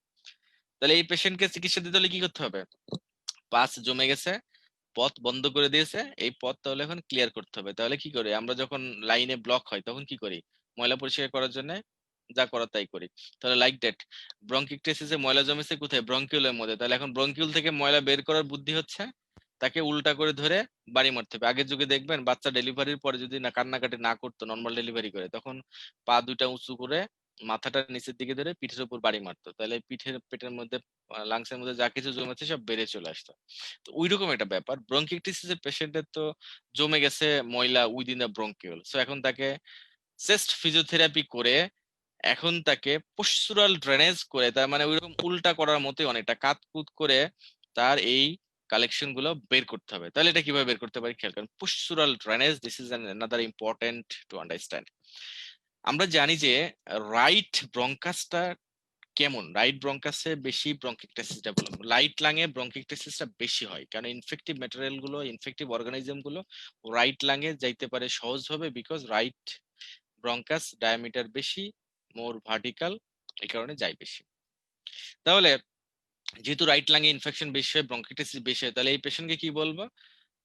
তাহলে এই পেশেন্টকে শোয়াইতে হবে লেফট সাইড হয়ে, বাম দিকে কাত করে দাঁড়িয়ে যদি আমি শোয়াই, তাহলে রাইট লাঙের যে ইনফেক্টিভ যে অর্গানিজম গুলো জমে আছে বা পাস জমে আছে এগুলো কি করবে তখন? ব্রঙ্কাস দিয়ে ওয়াইড ডায়ামিটার ব্রঙ্কাস দিয়ে বের হয়ে চলে আসবে। এই যে বলা হয় যে when patient is made to lie on his left side, মানে বাম সাইডে যখন সে কাত হয়ে শুবে, এটা একটা পোস্চুরাল ড্রেনেজ, মানে এটা ডিপেন্ডেন্ট ড্রেনেজ।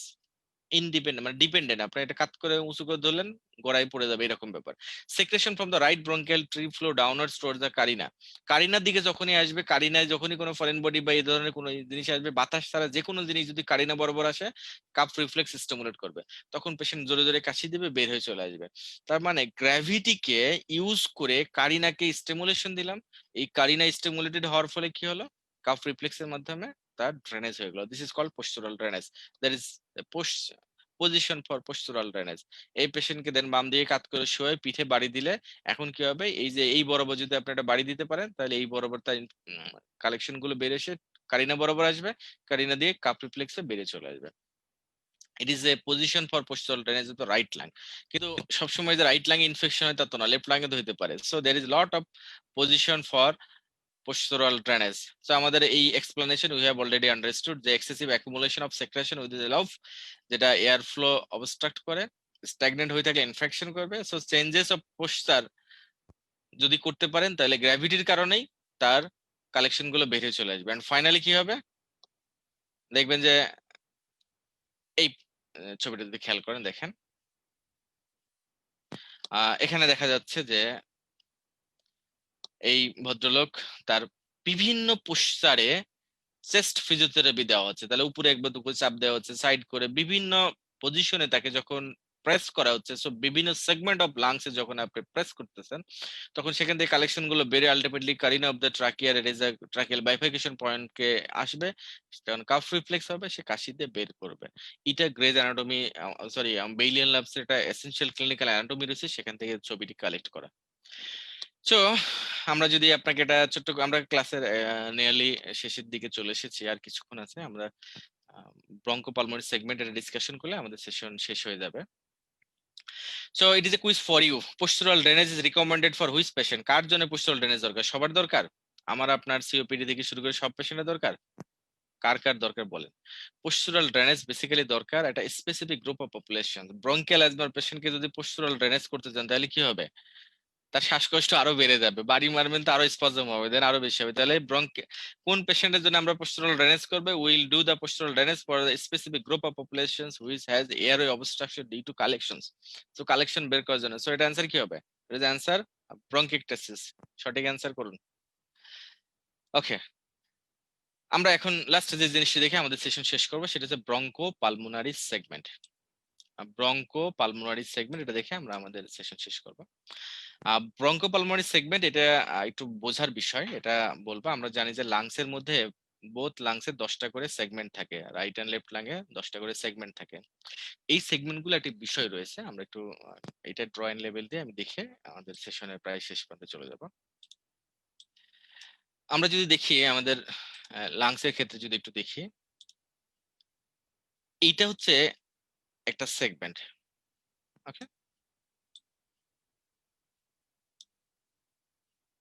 এরকম 10টা সেগমেন্ট থাকে লাংসে, প্রত্যেকটা লাংসে। এই সেগমেন্ট গুলোর মধ্যে যে এয়ারেশনটা হয়, বাতাসটা আসে, this is the segmental bronchus. তার মানে ব্রঙ্কাসটা ভাঙতে ভাঙতে এটা হয়ে যায় সেগমেন্টাল ব্রঙ্কাস। তাহলে এখানে আমাদের এখানে রয়েছে একটা সেগমেন্টাল ব্রঙ্কাস।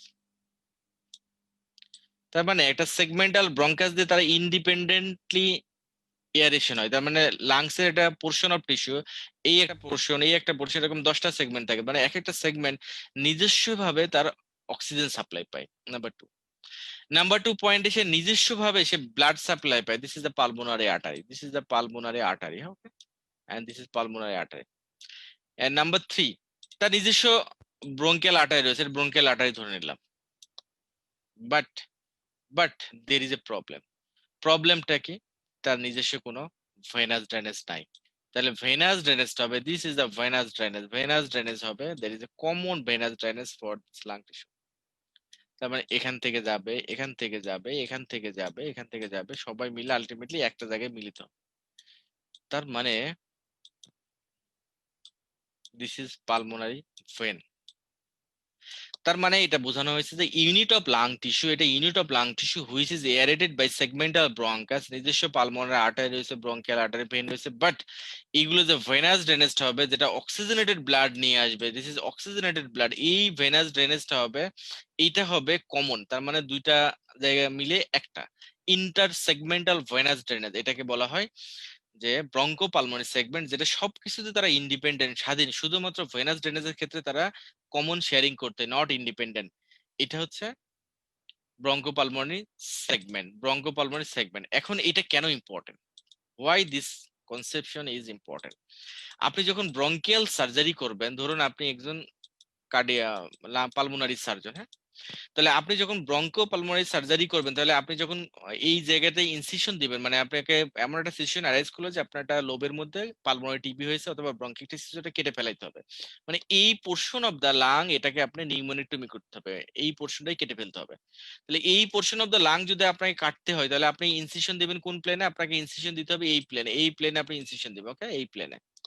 তাহলে এই প্লেনে যদি আপনি ইনসিশন দেন, তাহলে এই প্লেনে যদি আপনি ইনসিশন দেন, আপনাকে যেই জিনিসটা অবশ্যই মাথায় রাখতে হবে যে এই যে এই ভেনটাকে কেটে ফেলা যাবে না, পালমোনারি ভেনটাকে লাইগেট করা যাবে না।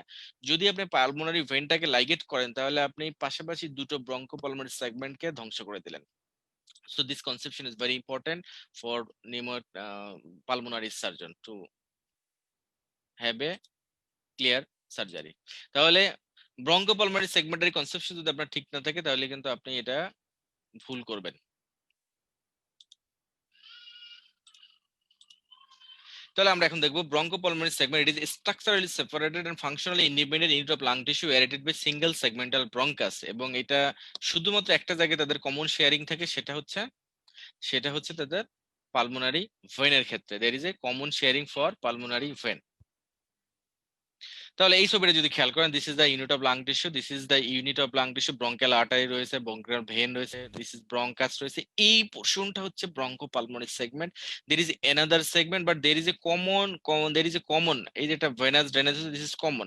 Actually this is not venous drainage, এটা অ্যাকচুয়ালি অক্সিজেনেটেড ব্লাড থাকে, যেটা পালমোনারি ভেন, যেটা left atrium of the lungs এসে ওপেন করে। So oxygenated blood from the lungs are carried by the pulmonary vein into the left atrium. তাহলে এই যে venous drainage, I mean the intersegmental প্লেনে যে pulmonary vein থাকবে, এটা দুজনে কমন শেয়ারিং করে। তাহলে ব্রঙ্কোপালমোনারি সেগমেন্ট এখন ইম্পর্টেন্সটা কোথায় দেখেন, this is the segmental resection of the lung, এই লাংস এর এপিক্যাল রিজিয়ন একটা টিউমার রয়েছে। সো এই টিউমারটাকে যদি আপনি রিসেকশন করতে চান, তাহলে আপনাকে মাথায় রাখতে হবে পালমোনারি ভেইনটাকে, intersegmental branch of the pulmonary ভেইনটাকে কেটে ফেলা যাবে না, লাইগেট করা যাবে না। So bronchopulmonary segment independent functional unit of lung. দেখেন, during segmental resection must not ligate pulmonary vein, pulmonary ভেনটাকে লাইগেট করা যাবে না। সেগমেন্টাল রিসেকশন কখন লাগে? যখন ব্রঙ্কিকটেসিস এর ট্রিটমেন্ট দিয়ে ভালো হয় না, ব্রঙ্কিকটেসিস অপারেশন করা লাগে, তখন ওই সেগমেন্টে যেখানে ইনভলভ হয়েছে তাকে রিসেকশন করে ফেলাই দিতে হয়। Most dependent segment of the lung বলা হয়, সেটা হচ্ছে লোয়ার লোবের apical portion of the lung. Usually infection in the bronchopulmonary segment, এটা রেস্ট্রিক্টেড থাকে, একটা নির্দিষ্ট সেগমেন্টের মধ্যে লাং টিস্যু একটা ব্যারিয়ারের মতো কাজ করে, যে ওই ব্লকের মধ্যে ইনফেকশনটা রেস্ট্রিক্টেড থাকে, তবে টিউবারকুলোসিস এন্ড ব্রঙ্কোজেনিক কার্সিনোমাতে এটা স্প্রেড করে যায়। এন্ড ফাইনালি আমরা আরেকটি জিনিস দেখবো, সেটা হচ্ছে ট্রাকিও ব্রঙ্কিয়াল, মানে ট্রাকিও ইসোফিজাল ফিস্টুলা বলে একটা শব্দ রয়েছে, যেটা এফসিপিএস পরীক্ষাতে অনেক সময় আসে। ট্রাকিও ইসোফিজাল ফিস্টুলাটা কেন হয়? আমরা যখন লাংস এর ডেভেলপমেন্ট দেখি, দেখেন this is the lung bird, এটা হচ্ছে আমাদের রেসপিরেটরি বার্ড, এটা হচ্ছে আমাদের ইসোফিজাল বা ফোরগাটের যেটা পার্ট চলে যাবে।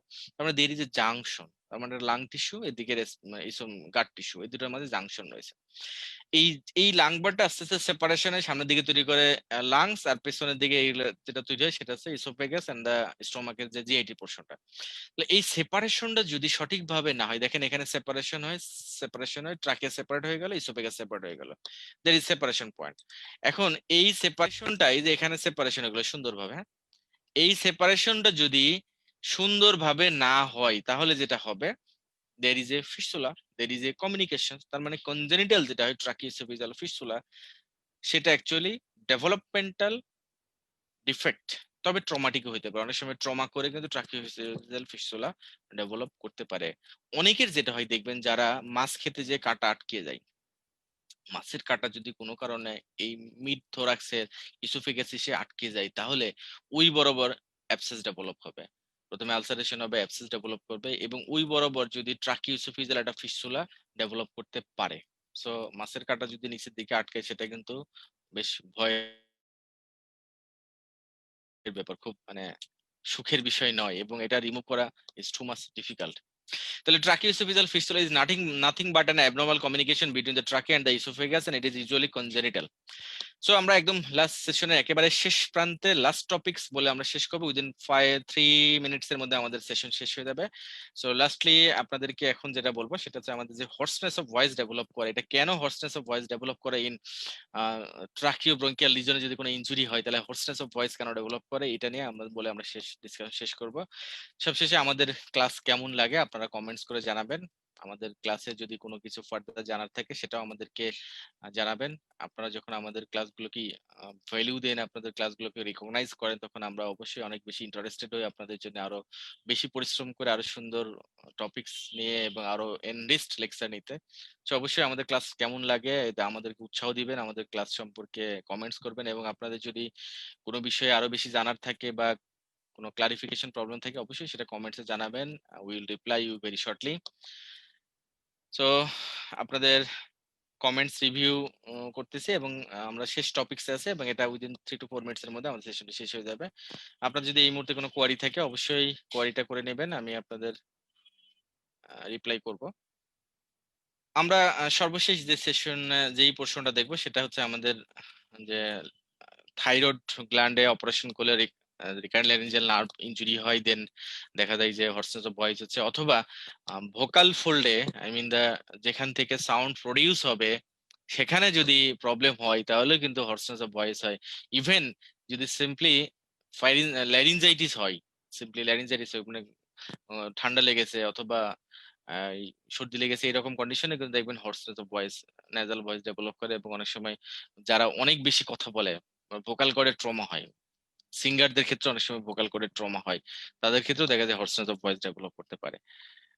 সো এই ছবিটা যদি খেয়াল করেন, আমরা জানি যে left recurrent laryngeal lab, this is the ট্রাকে এন্ড দিস ইজ ইসোফেগাস। এই ইসোফেগাস আর ট্রাকের মাঝখানে যে গ্রুপটা, এই গ্রুপের মধ্যে this is the recurrent laryngeal nerve, recurrent laryngeal nerve.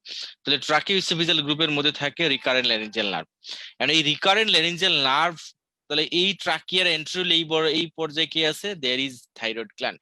তাহলে আপনি যখন থাইরয়েড গ্ল্যান্ডে কোনো অপারেশন করতেছেন, যে এটা ইনজুরি করে দিলে এই নার্ভে, তাহলে কি হবে তার? আমরা জানি যে রিকারেন্ট ল্যারিঞ্জিয়াল নার্ভ, ভ্যাগাস নার্ভের ব্রাঞ্চ হচ্ছে ল্যারিঞ্জিয়াল নার্ভ। ল্যারিঞ্জিয়াল নার্ভের কাজ হচ্ছে ল্যারিংস কে সাপ্লাই দেওয়া। ল্যারিংস এর মধ্যে কি আছে? ভোকাল ফোল্ড রয়েছে। ল্যারিংস এর মধ্যে কি রয়েছে? ল্যারিঞ্জিয়াল কার্টিলেজ রয়েছে। সো কোনো কারণে যদি রিকারেন্ট ল্যারিঞ্জিয়াল নার্ভে ইনজুরি হয়, তাহলে কি হবে? ভোকাল ফোল্ডে প্রবলেম হবে। সো এই পেশেন্টে হর্সনেস অফ ভয়েস ডেভেলপ করবে। তাহলে যদি নার্ভাস কজ খুঁজতে চাই, নিউরোনাল কজ খুঁজতে গেলে বুঝতে হবে ভ্যাগাস নার্ভে injury at the level of recurrent laryngeal nerve, এটা একটা cause.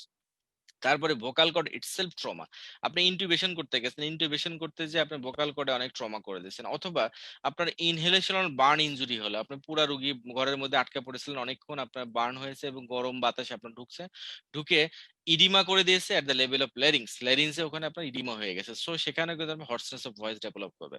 So hoarseness of voice এর কজ হচ্ছে, একটা হচ্ছে vocal cord itself problem, that is the laryngeal oedema. আরেকটা প্রবলেম হচ্ছে ভোকাল কর্ডের ছাড়াও যে নার্ভ দিয়ে কন্ট্রোল হয়, সেটা হচ্ছে রিকারেন্ট ল্যারিঞ্জিয়াল নার্ভ ইনজুরি। এই দুটোর বাইরে হর্সনেস অফ ভয়েস এর আর কোনো কজ নাই। সো হর্সনেস অফ ভয়েস যদি আমরা এক কথায় বলি, দেয়ার ইজ টু প্যাথোজেনেসিস, একটা হচ্ছে ভোকাল কর্ড, আর একটা হচ্ছে নার্ভ ইনজুরি, সেটা রিকারেন্ট ল্যারিঞ্জিয়াল নার্ভ।